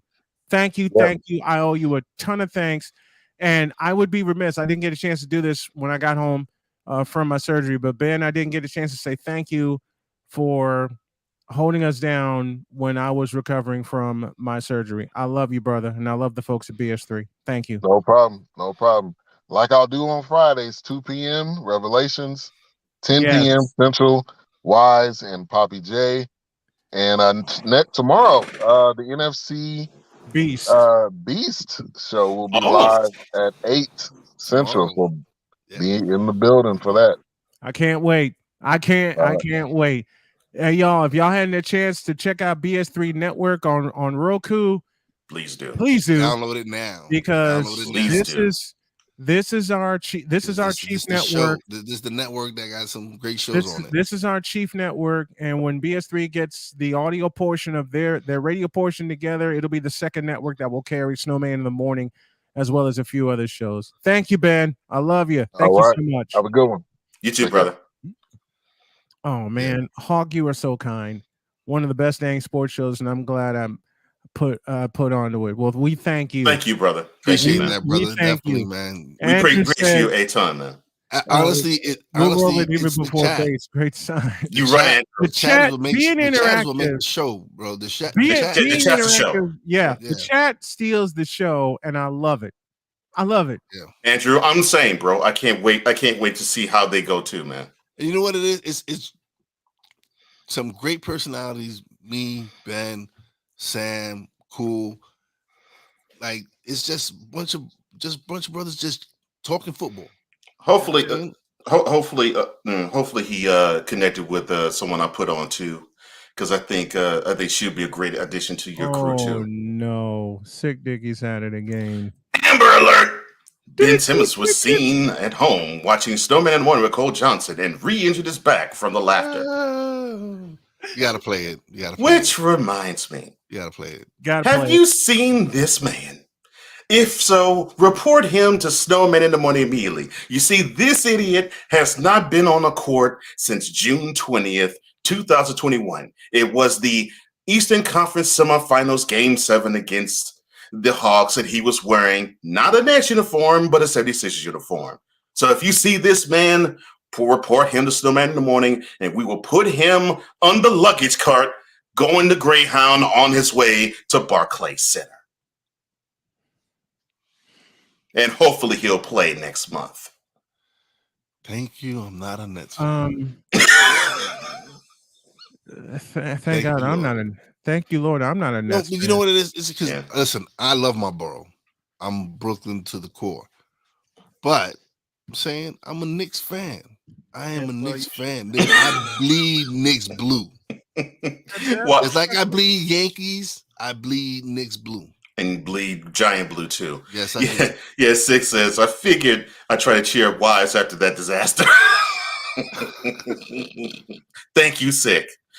Thank you, because I'm telling you, that was some content gold after we hit the beginning of that. And he says, look, what I do to you? That was so brilliant. I'm so sorry. I need to cut that part of it. Yeah, I really need to cut. Yeah, I'm sorry. I'm sorry that we didn't do this properly. So we'll do it now. Get out of our faces, you. Hold it. Wait. We got to hurry this up because you know who's going to be coming real soon. I know, and I got a little unfinished. And I got a little unfinished business. And the unfinished business goes like this: Get out of my face, you thirsty bitches. Okay, much better. In a world where logic and sense flies completely out the window, while purple and yellow glasses are donned, rises a figure who encourages ridiculous, undying loyalty. What did you do to me, man? Good Lord, I'm about to throw up. This has been yet another installment of The Bronsexual Confessions. It's Friday. It is Friday. I just want to let y'all know that again. I know. And we can see Wise leaning into the microphone, doing it just that way. Doing it just that way. I just want you to know it's Friday. And sick, yes, Ranger Blue as well. Absolutely. Oh yeah, I forgot you're a Hawk Rangers fan too. I totally forgot about that. Oh yeah. I have a piece of unfinished business to get Base in here, and I got 180 seconds to do it. Uh-huh. All right. He has the connection. I'll expect to see him, and here he is. All right. Now, all I gotta say is the next 4 words. Push the damn button. Don't soil this program by putting crap on it. Joe Buck, I cannot take him. I just no dice. I'm glad Carlos Boozer finally took the kiwi off his face. It should be on your shoes, not your face. It's kiwi shoe polish, for God's sake. LeBron should come clean about his age. I wish, baby Jesus, that I had alcohol in this container, because I need some after watching Screaming A. Smith. Baby Jesus? Really? 6 pounds, 7 ounces. Go tell 5 of your friends and 8 of your enemies that Chris Base will be in the air. From where to go, Sammy, to snorting mountains of cocaine with 2 people and 4 nostrils, it is Chris Base. As we enter the Boom Shakalaka. How you doing, sir? Good morning. Good morning, gentlemen. Good morning. Well, I guess I go around the board from left, right, and then down. No, I got to start with Rain Man. So Rain Man, of course, good morning. And of course, good morning to the Equalizer. And of course, good morning to Wise All. Wise All. Good morning, brother. Yeah, good morning. Morning, man. See, Boom Shakalaka. I gotta play something for Base, because he said something last week that had my entire crew, myself included. Thank you, Vic. Just fall off the chair when Base said this. Don't thank Victor. Gotta go. They take that one. That's what you gotta do. Yeah. And I mean, Base is just looking with a eating grin on his face. Yes, because he knew he nailed it. You knew. Base knew he created a monster by saying that. Gotta go, got a hoe. Gotta go, got a hoe. Well, it's true. That's the thing. We know it's true. Right. That's the best part. Yes. That's the best part. We all know it's true. We know it's true. Exactly. Yep. We know it's true. That's the greatest part about it. We know it's true. Oh, Lord. But see, you have a way of vocalizing what other people are just thinking. Because I'm tired. I understand. It's a fire. It just comes out so naturally. You know how when you say LeBron is trash? Yes. Well, when Base say things, it comes out just like that naturally. Yeah. It's like It's just said a lot of things with deadpan face, and it just comes out. Yeah, it's just that a lot of things with Base is pure unadulterated trash. Well, I wouldn't and say the bad, that. And the bad part is, like I said, he says it with a straight face. Yeah. Yes. He says it with. That's the genius of it all. Yeah. That, folks. That's the genius. Folks. I never been in the same conversation the word genius, so you guys must have been drinking before the show at this point. And in my case, smoking. You know what? Here's smoking, the right. entire. Yeah. Wait a minute. Here's the entire PSA that Base put together last week. Oh Lord! Right, to all Not the entire of the hooker whores from coast to coast and beyond. I don't want to follow you. I don't want to know you. I don't want to have sexual relations with you. I don't want to do that. So don't follow me. I ain't no Mark. I don't want it. Don't need it. Not from you. So to all again, the hooker whores, they're out there doing their thing. I don't begrudge you your business. Hooker whores need love too, just not from me. Y'all gotta eat just like everybody else. Everybody else. Nothing wrong with that. Have a living. Do your thing. As they say, do you, boo.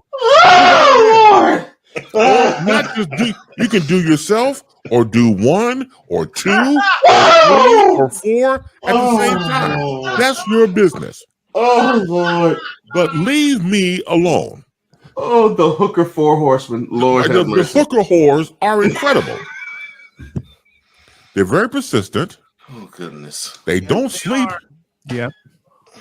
Because they're out here 24/7. Oh my On their back, on their knees. I don't begrudge them a living. On their side, put your legs behind your knees or whatever behind your head. Whatever you do to make a living, that is your business. Begrudge you a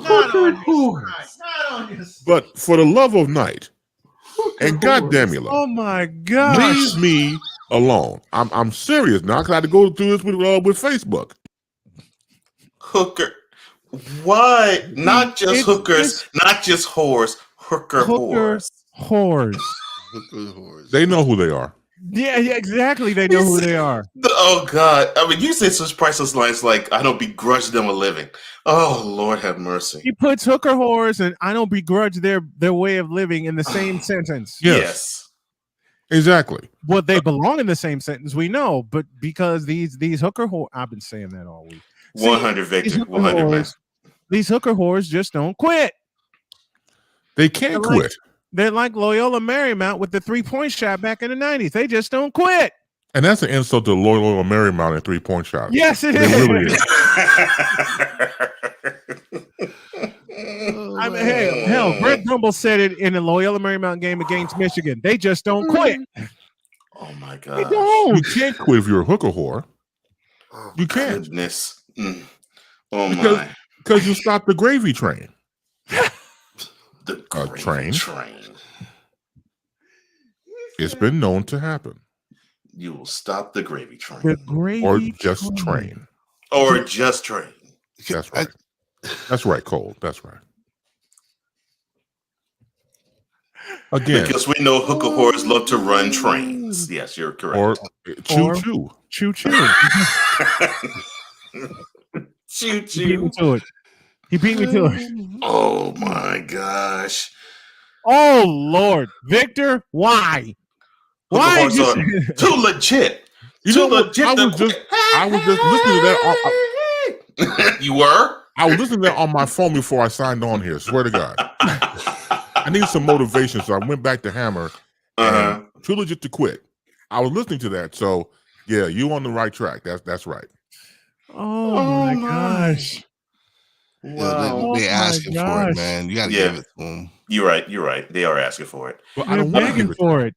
They're not asking, they're begging for it. Yeah, they are. They're not going to get it from me. If they get it from They're someone not else, getting it from me. that's great. That's fantastic. Yeah, I wasn't talking about the hooker whores. About me find me. They just kept saying it. Me find me. I'm like, yeah, oh, me find me. Yeah. Oh my gosh. It is amazing. And I told you before, I went through all this with Facebook for at least about 3 years straight. Yes. And I had to have the hooker whore repellent to spray these hooker whores away from me. And I went on social media, I went on Facebook and said, Omnos Domnos, the power of Christ compels you. So I did all these type of things. I went and got some holy water blessed by St. Michael's and the whole thing. Oh Lord have mercy. See, it's the fact that And they keep coming back for more. And I thought I got rid of them. I did. I felt proud. Wait I a was going minute. to teach the class of it. Get rid of hooker whores 101. Oh, Lord have mercy. I was going to do it. What's that And class then all called of a sudden, again? I get the Insta Breathe, goddamn Cole, gram. breathe. And then all of a sudden, they come back again. Oh, Lord have mercy. Oh, my gosh. Okay. It's sad, man. Ooh. Dominoes. The Almost power of Almost Christ Dominoes, Almost Dominoes. The Almost power of Christ Dominoes, compels. that's right. Oh my gosh. Yeah, you Even can't make Wise this stuff lost up. Now Wise is doing exorcisms on hooker whores. You can't make this stuff You up. No, can't you make cannot this make up. this I got up. rid of them. You can't That's make right. this Hooker up. hole repellent. That's right. You're not those yet. Yes. Hooker Wait a hole minute. repellent. Wait a minute. And I think the drops I this think that- time. Yo, I need Would some. hooker hole repellent ahead. be? So Cole. Yes, sir. Cole, if you're thinking like I'm thinking, I think you need to come up with a design with a hooker horror. Oh, you already got it. You already got it. You see the wheels. Wait a minute. You see the wheels. I'm saying, I'm like, if Cole is thinking what I'm thinking, there's gonna be a hooker hole repellent somewhere. Do y'all remember? Oh, Let me describe Cole's brain right now. Do y'all remember Knight Rider back in the 80s? Do you remember the 4th season when they installed Super Pursuit mode?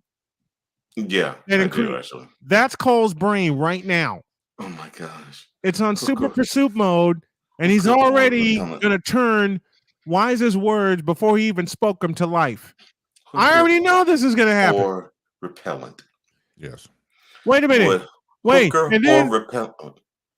what brand of hooker or repellent are you using? Hooker whore off. That could be it. There we Wait. go. There you go. Right. Hoe off. Hoe off. Well, I like hooker whore off. yeah. Hoe off. Title because you may spray for hoes, but the whores keep coming.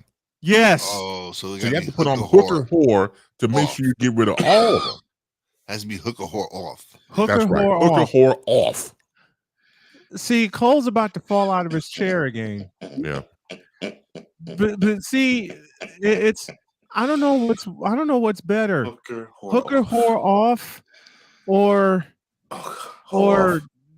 see, we already got it. Cole's that's already nice, gonna have this. Well, yeah, we got to brand that, man. I'm telling you. And hooker whore off. Extra That's strength. extra strength. Yeah. strength. Yeah, that's the one I would use. Extra strength. Extra strength. Yeah. Hooker whore off. Not even strength. Strength. Strength with an F. I like that.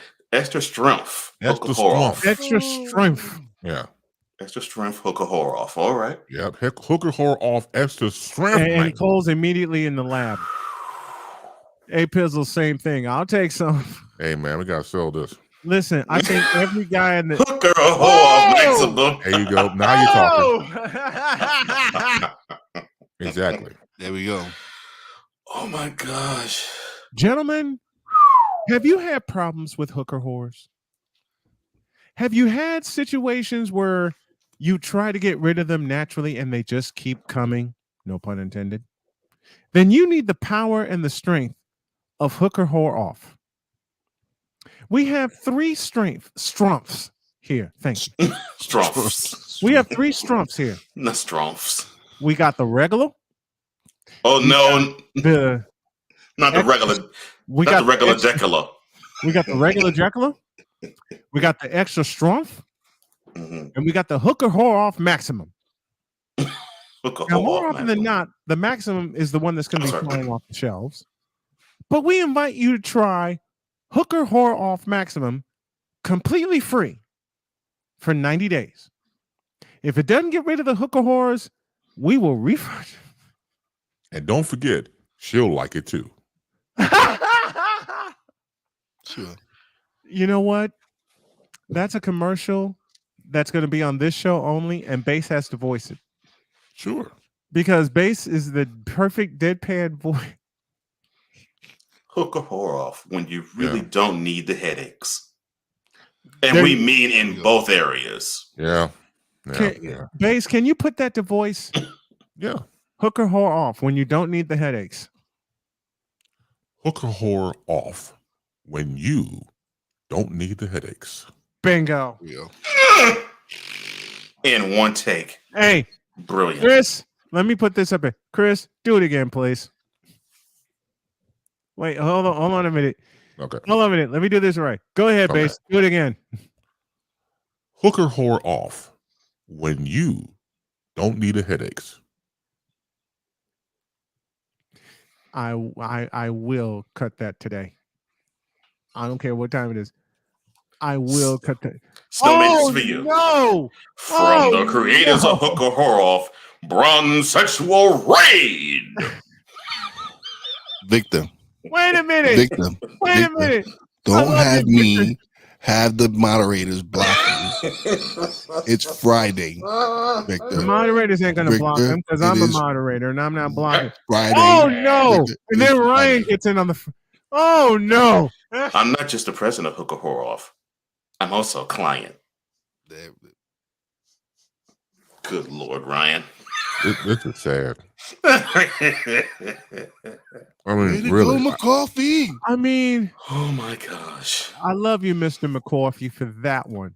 Yeah, good one, But Ryan. but I can see. Well, I see Wise leaning into the microphone. Don't have the monitors block you. It's Friday. I'm telling you. He can do this every other day except Wednesday. And when it's Wednesday, I hear Wise going, "Oh Lord, it's Wednesday." And his wife Wise's wife going, "So when are they doing the Bronx Central Confessions? It's Wednesday." I love it. The fact that the missus loves that particular type of content, that is gold. We went into a whole different conversation after that. Oh no! Because of bronze sexuals. She's like, how many different types of sexuals are there? Because we was a rapper Bad Bunny, and there was a big thing about him kissing a man on stage. Oh right, yeah, I heard about that. Yeah, and so I told her, well, he's pansexual. She's like, what is that? Wait a minute. So yeah, how many types of sexuals are there? Let's start with football. There's homosexual. Then of course there's bronze-sexual, courtesy of Cole.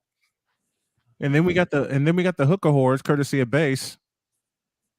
And then with Playmaker, hooker whore maximum. Hooker whore off maximum.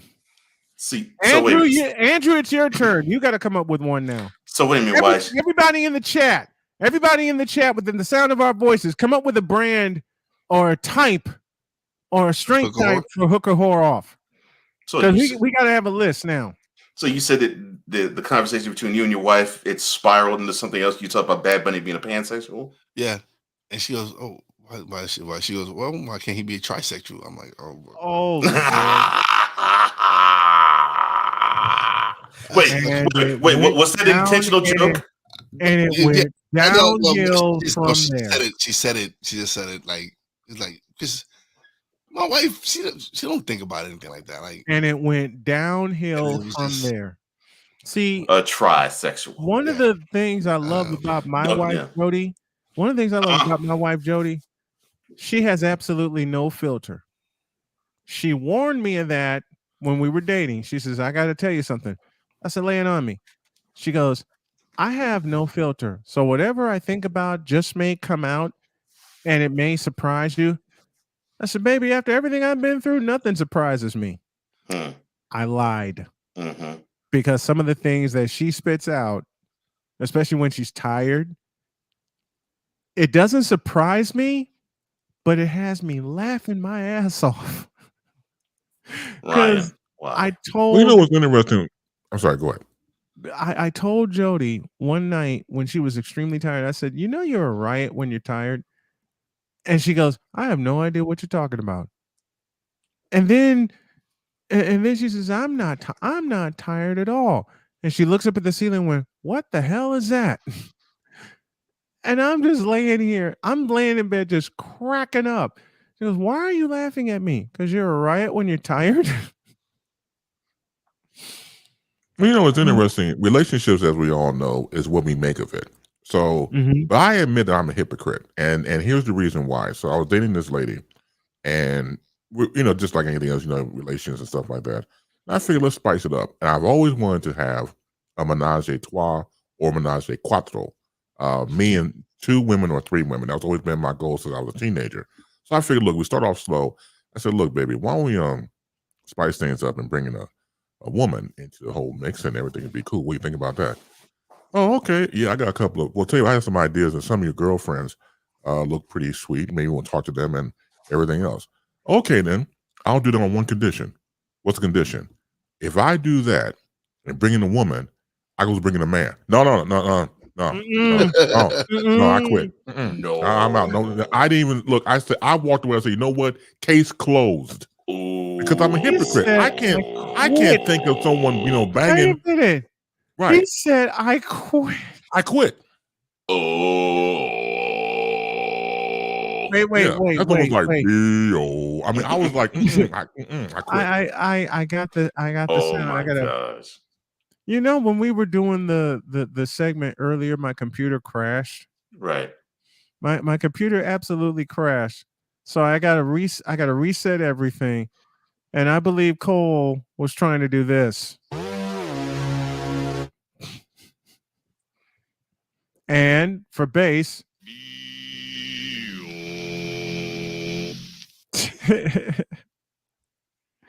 can't go wrong with cartoons. He said, I quit. I quit. Look, you bring another woman. Wait. There's your question for you, sick dick. Was Chris Bass playing Isaac Hayes' Moonlight and Loving in the background? Not that night. Not that. Now when he said, as soon as he said I quit, all the sound went off. Yeah, because the visual came to mind. And I was lights out. No. What did you say? I said, I quit. I'll never bring it up again. I never did. Why, Ryan? You said I quit. Sexual attractiveness cook well. Ryan, why? Why'd you do that? Ryan, why? Why? Don't do that, man. I'm still tripping over Wise's wife saying trisexuals, because actually that is the sexual orientation of bronsexuals. Yeah. And they won't admit it. No, they won't. Wait. There you go. Bass raised the white flag. I sure did. And he put the pronunciation into it. I quit. Yes. I'm blanking on the word that I need right now, but he put the pronunciation into it. I quit. Yeah. He enunciated it. Thank you. That's the word I'm looking for. I quit. Ooh-wee. Yeah, that you talking about shutting down. That shut me the hell That down. shut everything down. Yeah. I went to bed. I don't even think I even watched TV that night. Oh, I went straight to bed. Straight to bed. Yeah. Vic, you cold, bro. What did he say now? No. Should I summon ever living? Nah, I can't. I want to, but I can't. I quit it when he said it the first time. And no, he didn't say it. He said, he put Mum Rather Ever Living. He's as ancient as appearance. No, I can't do that. I can't do that. And Victor, no. Oh, hell. Well, where is it? Okay, right. Bass, this is for you. Let's make this perfectly clear to all the hooker whores.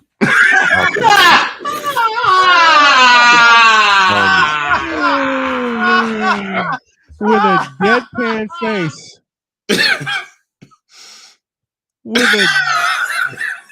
And he has this look at the end, with a deadpan face, and he had that look like, "Oh Lord, all right, what just happened?" It just comes out. We all just have this. It says it. He just spits out with a deadpan. Spits out fire to all the hooker whores. Straight fire. We're all laughing our asses off, and Bass is just sitting there going, I didn't do nothing. He's just composed. He's just I don't know why y'all tripping. He's just as composed. Looking around going, I didn't do anything. I ain't doing anything. It's like Friday at 9. Friday 9 in the morning. Look, one of my favorite books of all time that I read when I was a kid, even as an adult to reread it, is Bram Stoker's Dracula. I love that book, and I love certain interpretation, movie-wise, of it. So for me, I've gravitated towards the fact that these hooker horrors are vampires. And I thought they were gone, and they come back from the dead, and I'm Professor Van Helsing. So I got to do what I got to do to make sure these hooker horrors continue not to roam the earth when it comes to me. That's all I'm saying. So that's when, of course, the hooker horror off repellent was born just now. Yes. In guise of a steak. I told you to use the holy water before. They didn't do any good because they came back in 3 years. Maybe that was like a 3-year life cycle with me online. See, and my wife is getting into a show called Vampire Diaries. My wife comes in and we have this rule. And she goes, when I come in from work, we'll have dinner, but you need, oh no. Oh no. I hate you, Darnell, but I love you for that. My name is Chris Bass, and I did not sleep with that hooker whore. That's right. That's right. That's right. Absolutely. But My name is Brian Snow, and I definitely did not sleep with that hooker whore. But the thing about Dracula, and I'm gonna just on the show, I'll give you a preview of Baseline later on. That's okay. All right. Dracula was a straight pimp. Yeah, he was. Vampire Pimping 101. So we all have read the book or seen the storyline. So storyline real quick. So Harker comes to his castle in Dracula to make sure his real estate can be moved to Carfax Abbey in London. Then he says to him, because he talks about his fiance. Let me see a picture of fiance. He sees the picture of fiance. Like looking at her, oh yeah, she's next on the Price is Right. That's what he's thinking. Now, mind you, he looks at Harker's fiance has 3 women already in the castle, the 3 wives. Mm-hmm. And he pretty much told him, look, I'm putting notice on all you vampire heifers. I'm leaving. You can have the castle. I'm going to London to get some new booty, pretty much. And he goes to London.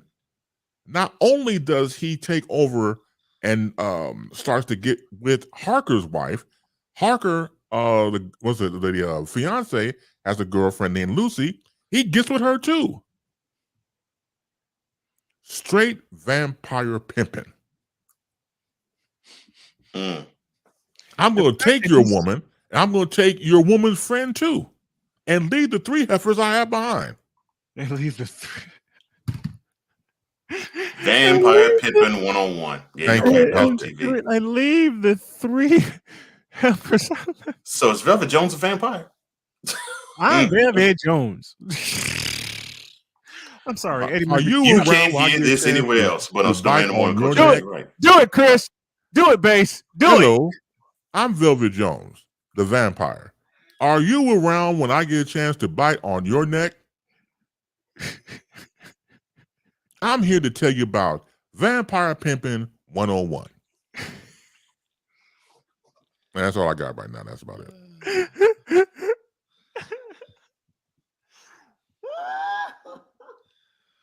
Cole had to leave. Cole had to split. Oh my gosh. He didn't want to see us on screen. How the hell are we gonna? And of course, Bass had the hand motion in there. Yeah. I'm telling you. Oh, I didn't put it together too recently. It's always been one of my favorite books and movies of all time when it comes to Dracula and stuff like that. But I realized that the man was straight pimping. He probably invented pimping. He was what, 2,000, 8,000 years old at the time. He probably was there when pimping was put on into tablets and class. Oh my gosh. You a bad mofo, I'm telling you. Leave the 3 women you have behind. Go across the seas to get some new women. Oh my gosh. Look at the picture pretty much. I'm going to take your woman and take your woman's girlfriend too. And leave the 3 heifers behind that I had. Oh, Lordy. Thank you, Bass. Thank you so much for these last 35 minutes. Yes. Oh, you're more than welcome. Oh, thank you. Thank Baseline this afternoon, 5 Eastern, 4 Central. If I ever stop laughing, I will call in and check in with you. We all will. We love thank you. I Bass. appreciate that. Thank you so much, man. Thank you, Thank man. you so much. Oh yeah. Oh, Lordy. Don't soil this program by putting crap on it. Joe Buck, I cannot take him. I just no dice. I'm glad Carlos Loser finally took the kiwi off his face. It should be on your shoes, not your face. It's kiwi shoe polish, for God's sake. LeBron should come clean about his age.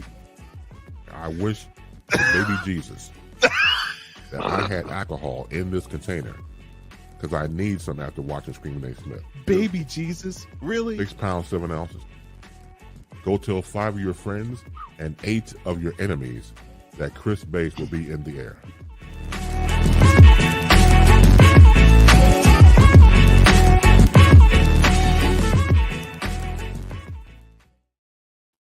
Oh, we got more. Oh my heaven. On your mark, get set. Let's go. Cause we take this job so serious. All of it, between 2 people and 4 nostrils, all of it was gone. LeBron James is pure, unadulterated trash as a basketball player and has been for 20 years. We don't want to see that. Wait a minute. We don't want to see the cap, bro. Number 420. Wise El Jefe. Number 420. I had to do it. Oh man, I thought I missed it. What in the all types of blue hell? This is Snowman in the Morning with Cole Johnson.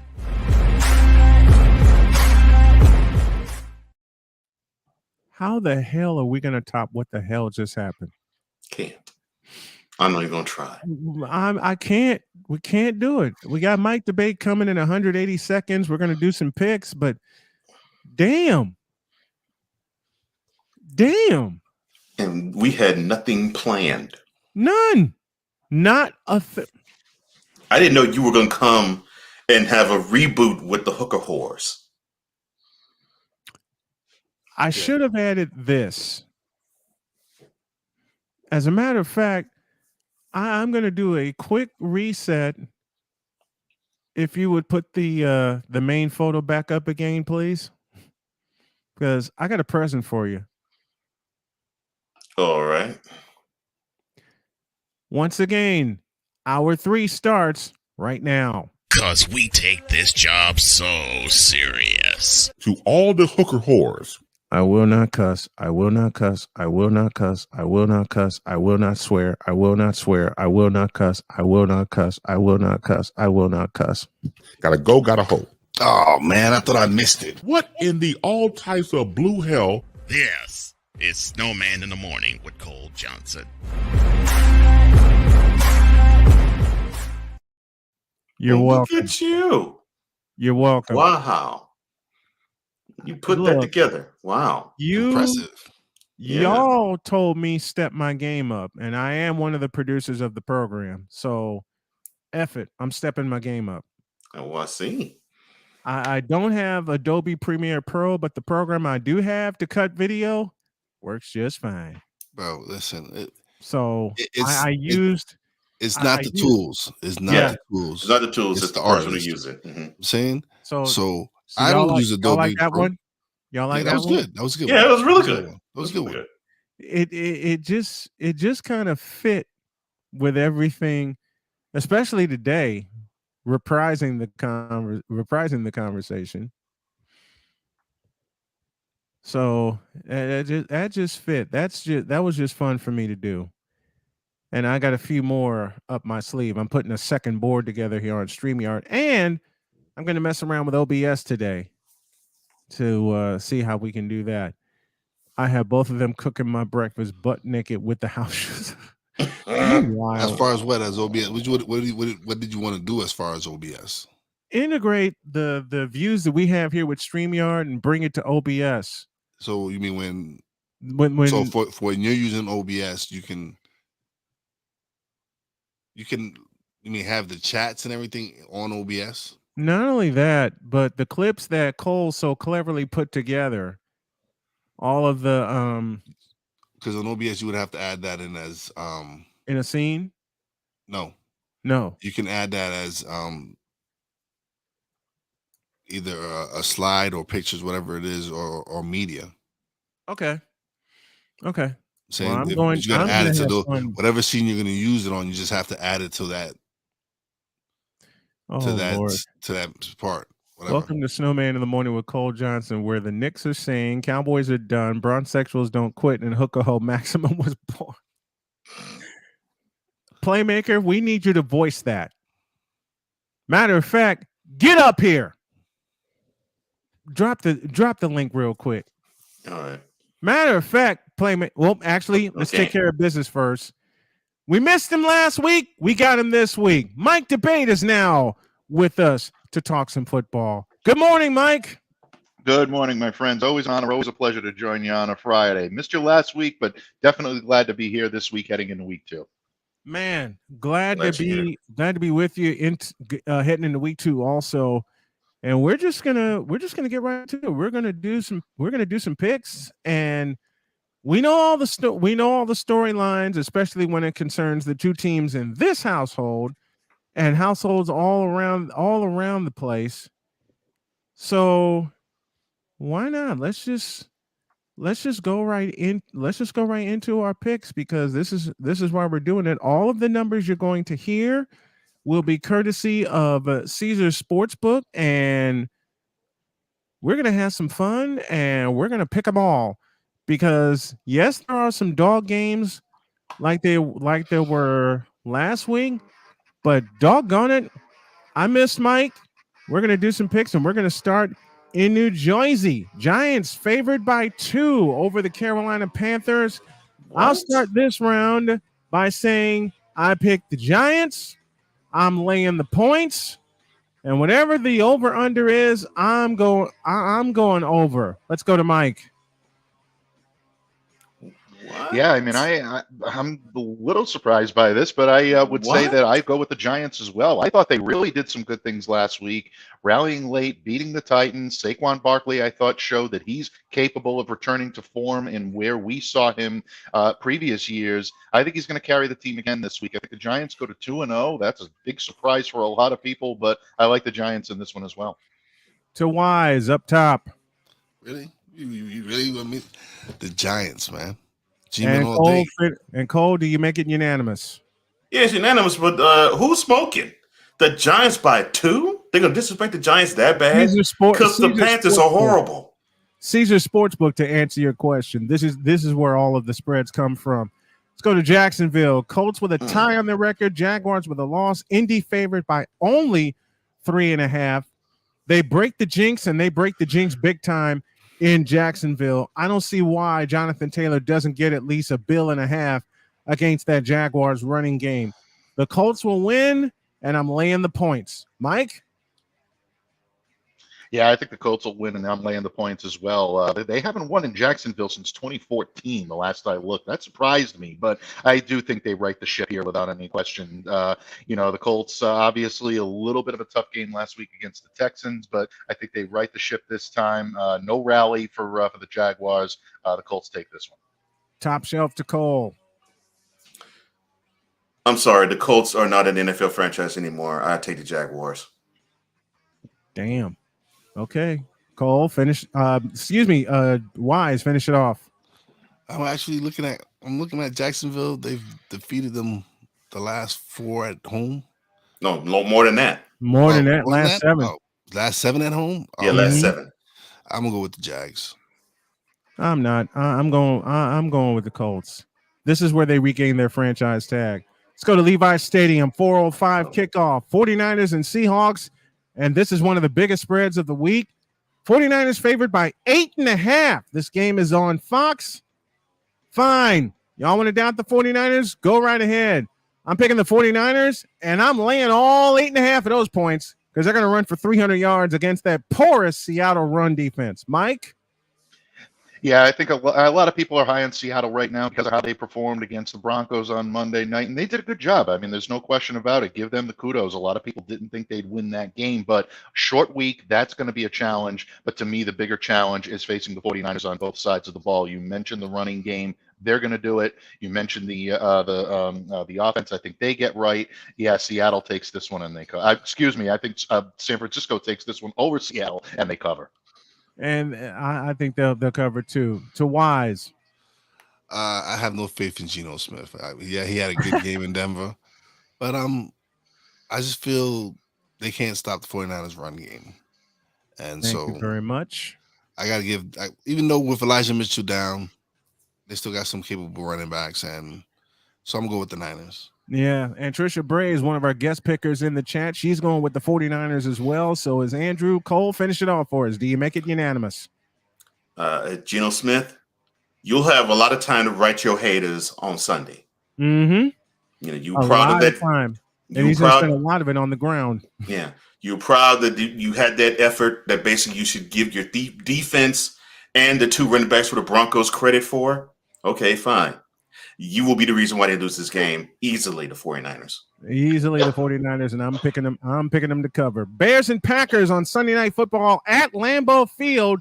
Bears 1-0, Packers 0-1. When was the last time we saw that? But it's at Lambeau. The Packers are favored by 10, and it's Aaron Rodgers at Lambeau Field. If it's anything like I saw in 2018, I'm taking the Packers, and I'm going to take them to cover. Mike? Yeah, I know the Bears are riding like the era of good feelings about beating the 49ers, but don't forget they need a driving rain to do it. Yes. Look, you're looking at the Packers right now. Like you said, this is Lambeau. This is Aaron Rodgers trying to get the passing game back on track, and I think they will get it going. Right now, I don't see the Bears being able to pull this one out. It might be a little closer than people think, but the Packers are definitely pulling this one out. Up top to Wise. Oh, do I really got to pick this game, man? Well, we know which way you're leaning. Just make it official. Actually, listen, I don't have faith in the Packers receivers, man. Just like I feel like Aaron Rodgers feels like he doesn't have his best receivers. None of those guys really showed me anything. And I don't think they have the same team that they had the last few years. Devontae Adams was a big part of that offense. Lazarus is out. I don't know if Aaron Jones is the answer at running back. He hasn't really shown me anything. But the Bears did need a monsoon to beat the 49ers. So let's go with the Packers. Cole, finish it. I'm rooting for the Bears. Yes. I'm rooting hard for the Bears. I want the Bears to at least cover this 10-point spread. I want the Bears to shellac these fools, but I know it's in Lambeau, and I know that bad liar it does actually own. You know them. what? I'm gonna change. I'm gonna change my pick. I'm doing it here. The game hasn't been played yet. I want the Bears to win, and I want them to cover. I'm going to pull a reverse. I'm going to take the Bears, and I'm going to take all 10 of those points because I want them to pound Aaron Rodgers into the dirt at Lambeau Field. Unfortunately, what I'm going to do, though, is I'm going to actually show faith again in the Packers. Don't do that. I unfortunately have to because they should win this game. So yes, I picked them over the Bears. Look, if I'm wrong with this, then the hell with it. I'm just wrong. I had a bad week last week. Tricia says Packers by 3. She's going with them by a field goal. Now to a game that's a dog game for me. Jets and Browns, with the Browns favored by 6.5. And it's a 1:00 kickoff. I am going to do a chant I never have done on this show in 9 years. I will do it today. Jets, Jets. Just end the suffering. Just end this. Yeah. Because they're not winning that game. You know what? I'm not even going to pick this game. I'm going to call a mulligan on this game. I can't do it. I just can't. Mike probably can. 6.5 is the spread in Cleveland's favor. Mike? Brian, you've known me long enough to know that I can't pick the Jets to win any game. I know. It's not in my contract. It's not in. It's not in the contract. Your Patriots blood just won't allow you to do it, huh, Mike? It just will not allow me to do it. I can't do it. And I don't expect you to. I don't either. Look, there's still some Patriots blood running through that Cleveland Browns organization and Jacoby Brissett. I think he'll play better in his second start for the Browns. I think they do go 2-0. I do think they take the Jets, but this will be a closer game than people think. I mean, the Jets, there are budding seedlings of what they're trying to do, but they're simply just not there yet. Yeah, Wise, finish it. Joe Flacco. That's all I have to say. Joe Okay. Flacco. Then So that's Browns all I win. then that's all I need to hear. The Jets? No, he said Browns. Brown wins. Oh, I was about to He say said Browns. What I don't know. He said I said Browns. Joe Flacco. And that makes That's what I had it to say. and that makes it unanimous among us. Let's go to Detroit. 1 p.m. kickoff. Washington Redskins F the Commanders. Washington Redskins and the Detroit Lions. Detroit favored by a point. I don't care. It's the Detroit Lions. I'm going with the Redskins, and I'm taking that point. Mike? Yeah, I'm going with the Commanders as well on this one. Look, bottom line, I know Detroit is favored for the first time in a long while. This is a big moment for them, but I think that what you saw from the Commanders late in week 1 is what's going to carry over into week 2. And again, like you said, this is the Lions. I think it's going to be a tough game for them to be able to hold up. I like the Commanders in this one. It's going to be close, but I do like the Commanders in this one. Let's go up top to Cole Johnson. Do I really have to pick? Because I really want this to be similar to the Texans and Colts. I really want both these teams to tie, but since I have to pick a team, okay, fine, Commanders. Wise, finish it. Oh, yeah, you know what? I'm gonna be surprised. I'm going to go with the Lions. So You're going with the Lions? I am going with the Lions. I feel Swift is he's gonna have a real good game. I think he's gonna have a better game than he had in Philly. So yeah. Well, the Hawk TV says put some respect on. Who's your squad, Hawk? Who's your squad? We'll find out in a minute. Buccaneers and Saints. That's a 1 p.m. kickoff at the Superdome in New Orleans. Tampa Bay favored by 2.5. Do I become the lone wolf and go against Tom Brady? No. I can't do it. I just can't. I'll take the Buccaneers, but I'm taking the points. I already know which way Mike's leaning. Mike?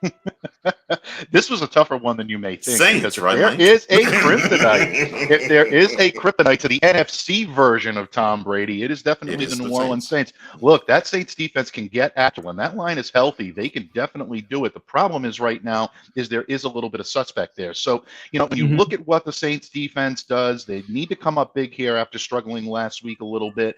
I think they're going to make this one a very close one, but again, you talk about blood, Cole. There's something in me that just does not allow me to pick against Tom Brady. I'm going to go with the Bucs, but I am taking the points as well because I don't think they cover that. Do you take the points, Cole, or do you lay them down?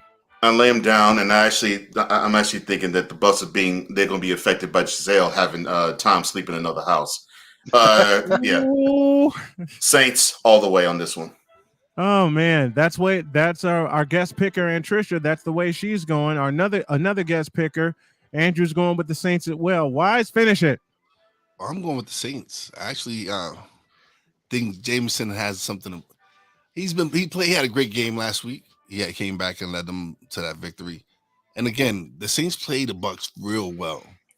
It's just something about the Bucs. They step up every time they play the Bucs, and then they're playing at home as well. I think Saints are going to beat the Bucs. It's like we said, if there's a kryptonite in the NFC for Tom Brady, it's been New Orleans. Let's go to Pittsburgh. Here's one that Mike's going to have fun with. Patriots 0-1, Steelers 1-0.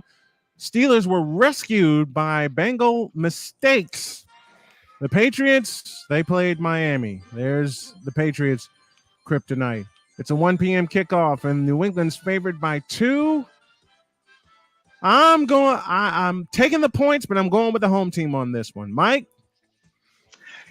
I would love to say that this is a get-right game for the New England Patriots, and they're going to fix all the problems and solve all the questions that they've had around them. There are too numerous of those in order for this game to be a get-right game. But I do expect them to play better, and I expect a better and more complete effort on both sides of the football. The Patriots know that if Mac Jones is healthy and capable of going in this game, which all indications are that he is, even after missing the game with practice, yesterday with an illness, he's still capable of making plays. But Pittsburgh has to get after him with those second and third level blitzes from the defense. That's Mac Jones's kryptonite, and very, very difficult for him to be able to pick up. If Pittsburgh does that, they've got a very good shot in this game, but without TJ Watt, it's going to be difficult for them to do it. I think the Patriots take this one by a razor-thin margin.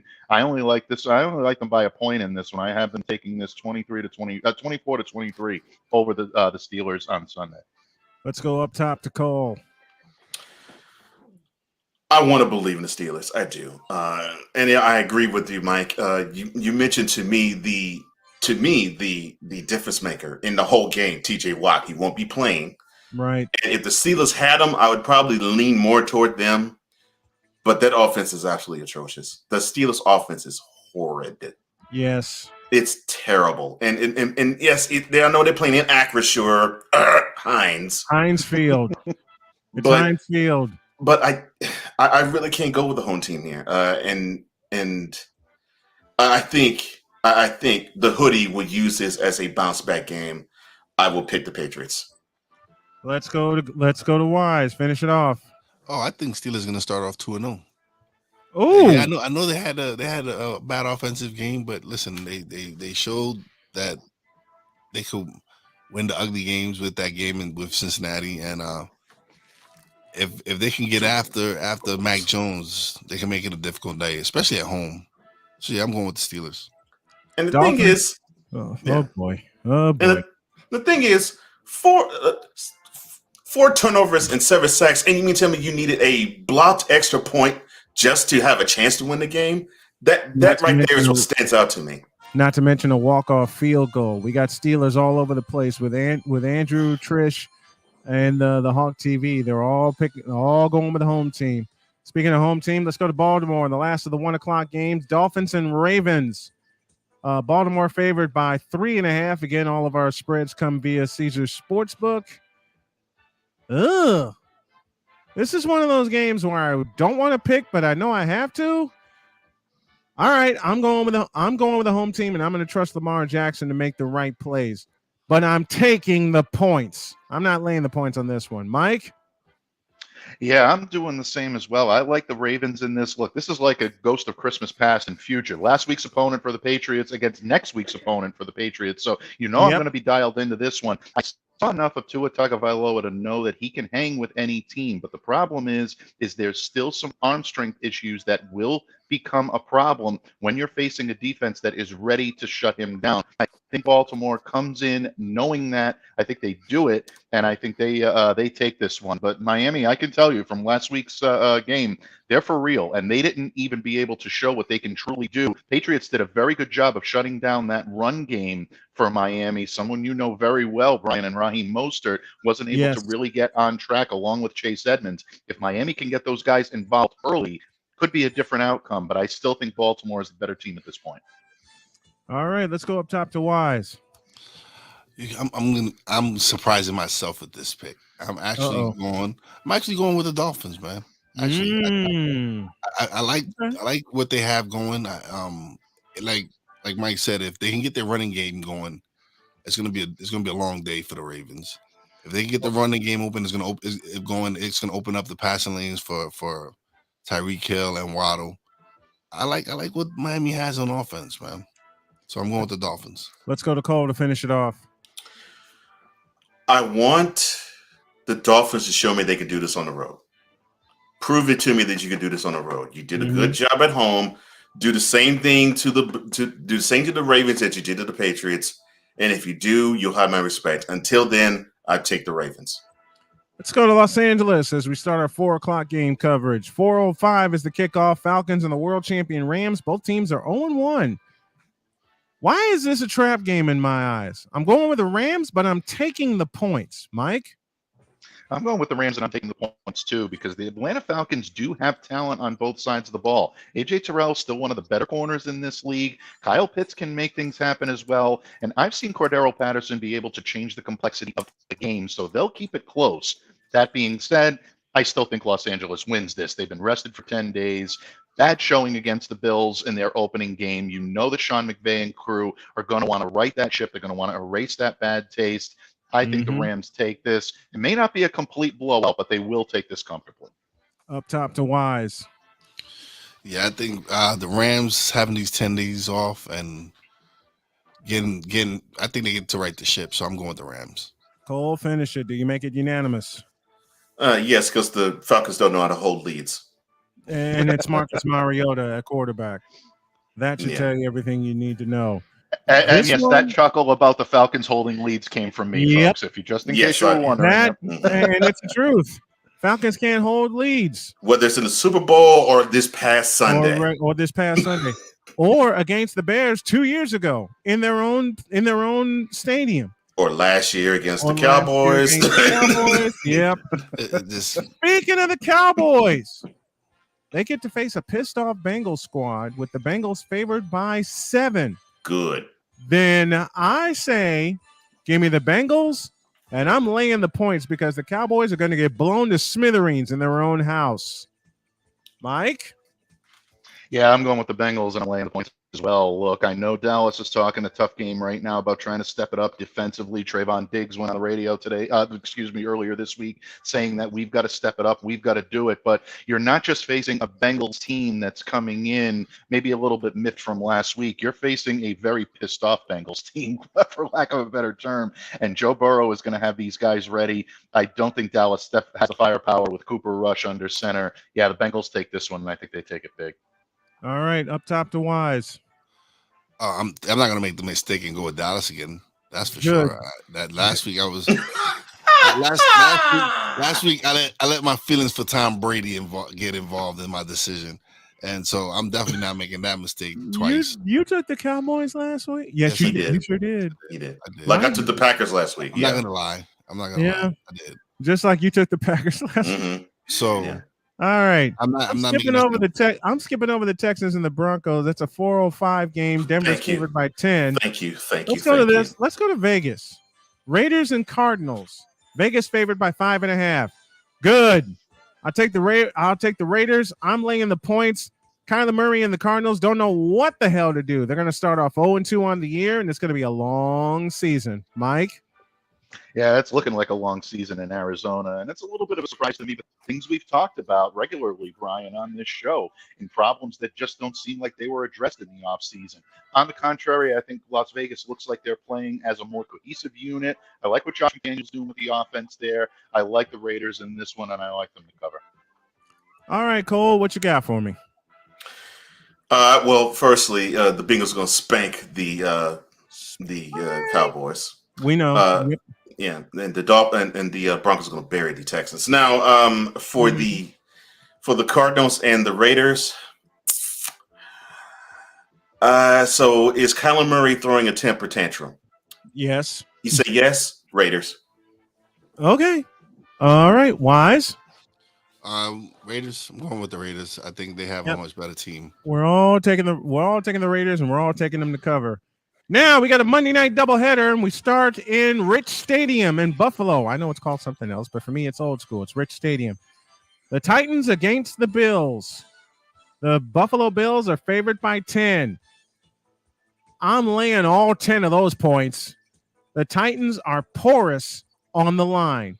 Cincinnati proved it, and it's going to get proven again on Monday night. It's a 7:15 Eastern time kickoff.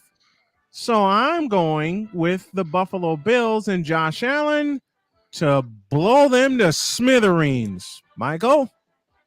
Yeah, you give Josh Allen and that Bills team 11 days rest. That's essentially handing over the keys to the kingdom. These guys are solid on both sides of the ball. They're going to come out playing strong. I know Buffalo has had its problems with Tennessee in the past, and I know people were talking about that this week. That's not going to happen here. I think Buffalo is the better team on offense and on defense. They show it on Monday night.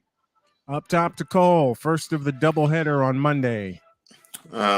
Yes, Mike, you mentioned it. I was going to say the Bills normally seem to have problems with the Titans, just as Josh Norman with the stiff arm that Derrick Henry gave him a couple years back. But this game's at home for them. I think they are really wanting to prove a point, not just last Thursday, but all throughout the year. The Titans just look absolutely atrocious at the lines. Yep. I agree with you. They look, both offensive line and defensive lines are not doing the job, and the Bills are ripe to pick them completely apart. And they're good. And the secondary really, I'm talking about secondary, the Titans, they really don't stand a chance against Josh Allen and Stephon Diggs and Gabe Gabriel. Nope. Bills. Yeah. Do you make it unanimous, Wise? Oh, I'm not going against the Bills. I'm definitely not going. I said they were going to beat the Rams. What makes you think I'm going to change my mind and go against Titans? No. Bills all the way. No, I called the Bills beating the Rams also and beating them up in Los Angeles. And people keep asking me, how'd you know about this? Trust me, Super Bowl hangover is real. Just ask the 49ers.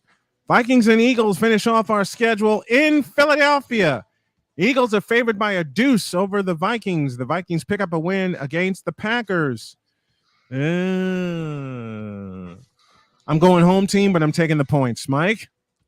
Yeah, I'm going home team, and I'm taking the points as well. I think this is going to be one of the better games of the week. I think the way Minnesota played last week, the defense looked great. Different style they're going to be playing against this week, though, against Philadelphia, and that's why I'm going with them on this one. Kirk Cousins will get them in the end zone on occasion, but I like the way Jalen's playing right now. I think Philadelphia takes this. Again, I think this is going to be a really good game on Monday night. I really think so, too. Cole, you're next. I really have a lot of respect for the Vikings. I mean, their defense is great. I mean, Darius Smith, I think, is a great addition to the Vikings defense. And, Kirk Cousins, along with Justin Jefferson and Dalvin Cook, they're a great unit. Hold on a second. Oh, that's right. Kirk Cousins, quarterback of the Vikings. I'm so sorry. Eagles. Wise, finish it. I'm not going for the Eagles. I'm actually going for the Vikings. I like what the Vikings bring on offense, man. They got Dalvin Cook. Jefferson is a beast. That Philly secondary is kind of questionable. So listen. I think Vikings got a squad. Yes, Kirk Cousins is leading, is their quarterback. Mm-hmm. I still don't have. I don't think Hurts didn't show me anything. Hurts just showed me he could just throw the ball to AJ Brown or whatever. Like, not getting your number 2 receiver involved to me is big, man. If he's only going to look down to one receiver, he's in trouble, especially with that Minnesota defense. Yeah, that Minnesota defense is not Detroit. It's not Detroit. True. So that's true. If he's just gonna just go to AJ Brown, if that's gonna be his, it's gonna be a long day for him. Those are our picks. What are yours? Pick along with us and tweet the show at official SIT More. That's Mike DeBay joining us as he does every Friday and will every Friday to do some picks and talk some NFL storylines. Thank you, brother. Appreciate the time. Absolutely. Cole, Wise, Brian, thanks so much for having me. Can't wait to talk to you guys again next week. Have a great weekend. Enjoy the games. We'll do it next week. You too, Thanks, Mike. Mike. Mike DeBay joining us. Our 5th season as our senior NFL analyst. Thank you, Mike, for that. And we mentioned the Vikings. And one of my favorite announcers is the great Paul Allen, who is the radio voice of the Minnesota Vikings. Where is it? I have a clip of him calling a missed field goal, courtesy of KFAN. This is what happened in the booth. Out of the postseason. One of the best calls ever. Yep. Kevin McDermott snaps. In his first year with the Minnesota Vikings, Jeff Locke Holmes, Blair Walsh from 27 yards left hash. Snap good, spot down, Walsh's kick is up, and it is no good, he missed it! Are you kidding me? The season can't end like that! He missed it left! And the Seattle Seahawks are off to Charlotte. The look on his face said it all. To this day, one of the best calls I've ever heard. I was in a Starbucks in Chesterton, Indiana, when I heard that call live, and I said, "He missed that." Oh yeah, point blank, and that thing that thing was hooked. Oh, it was shanked bad. It was shanked so bad. I think I have Al Michaels' call also. I know there's a combo call out there somewhere of Al Michaels and then Steve Rabel from the Seahawks and Paul Allen from the Vikings. I know there's a combo call out there somewhere, and I'm trying to find it. But this is where you at? Where you at? Here you go. I think this is NBC's call. McDermott is the snapper, and the kick is no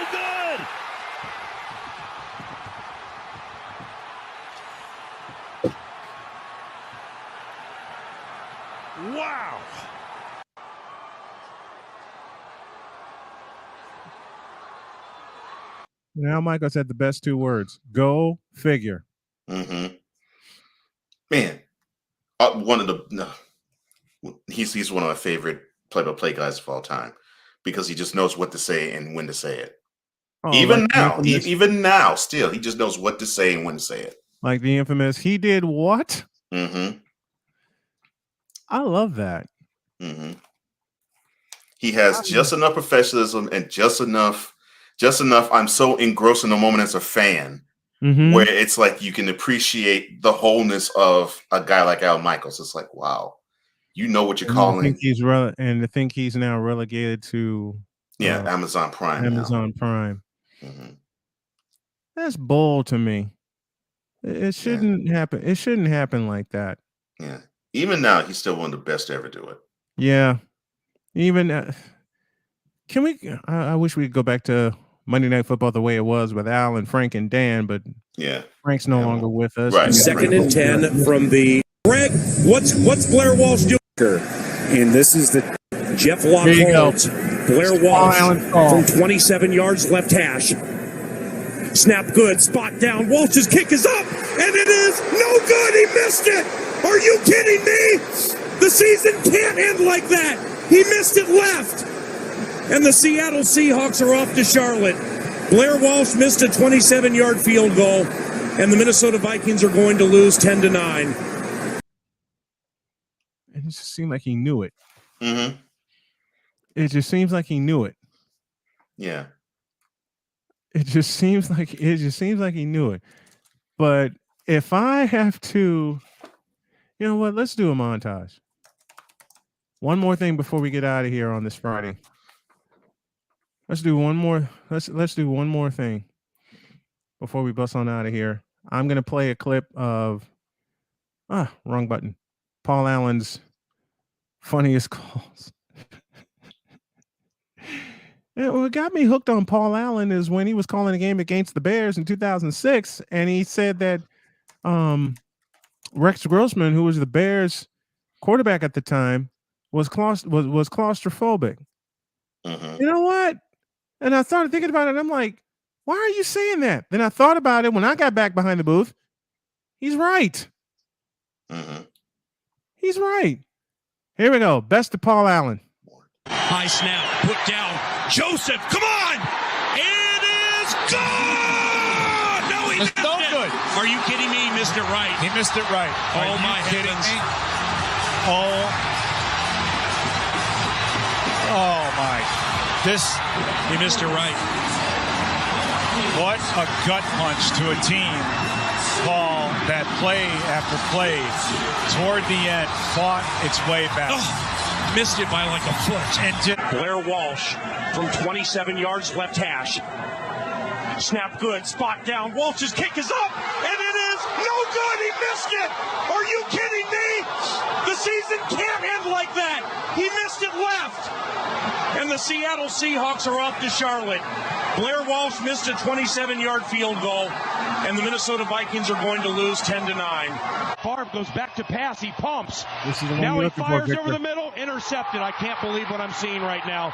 It was intercepted by Tracy Porter near side to the 40, and John Sullivan runs him down at the 47-yard line. You've got to be kidding me. I can't believe what I just saw.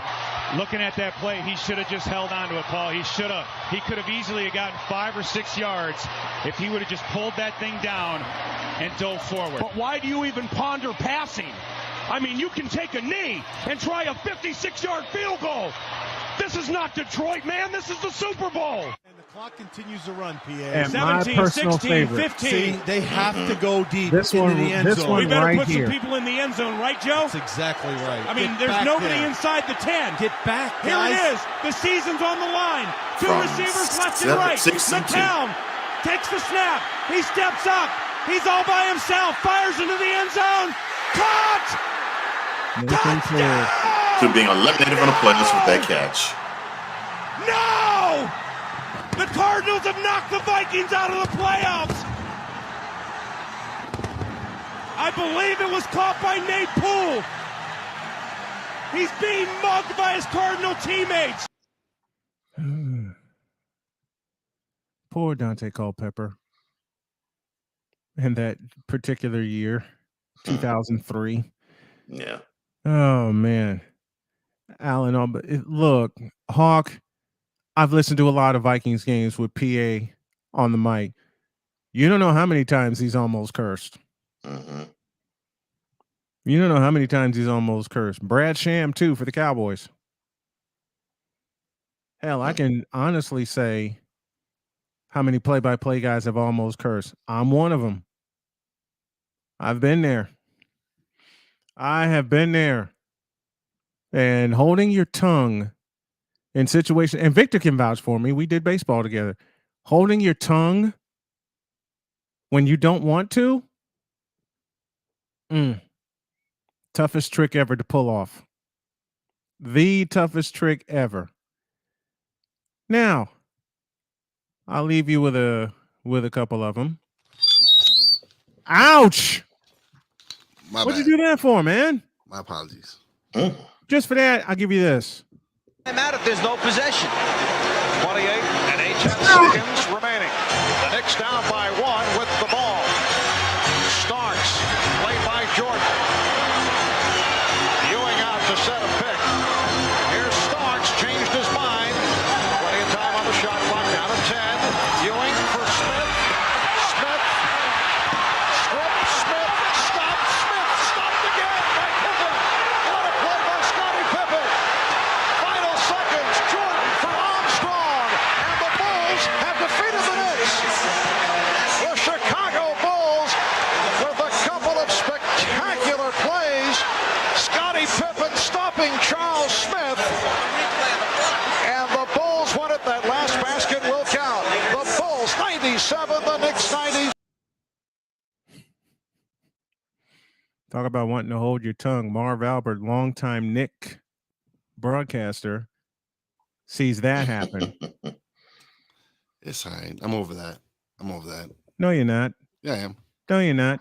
Because the look on your face when I queued up the clip told me that. Oh, I'm over that. Believe me. I am over that. Charles dunked the ball. That's all. But that's okay. It's near there. He missed it. It's all good. Scotty did great defensive play.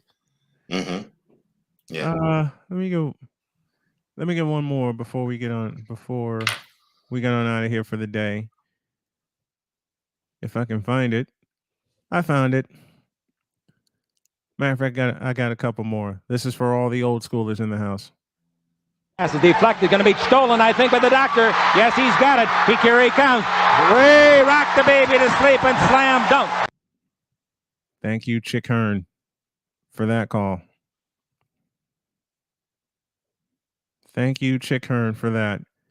And to finish it off. Jordan against Danny Ainge. Michael on the drive across the lane. Turnaround shot. Got it. 63 for Jordan. The game is tied at 131 with 1:10 left. A new NBA record has been set in the Boston Garden by an all-time great. I don't care if he's only played a year and change. He ranks right up there with the all-timer. That was said about you know who. Never.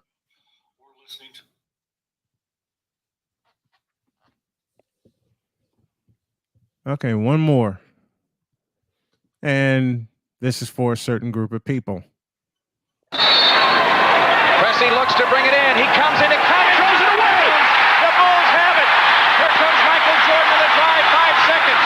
Jordan on the drive, right of the lane. 18-footer. Yeah! Yeah!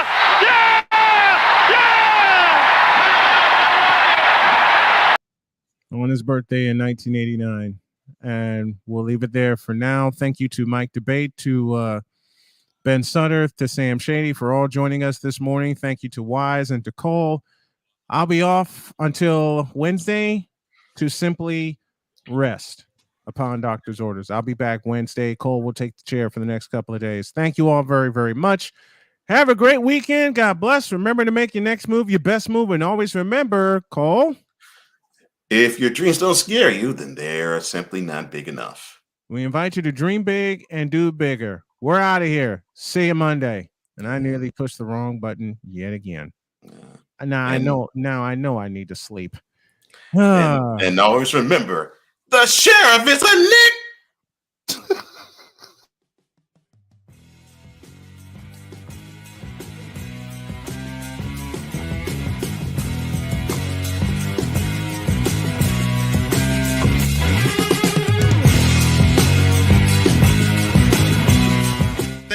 tuning into Snowman in the Morning with Cole Johnson, the hottest of hot takes and the coldest of cold, hard facts.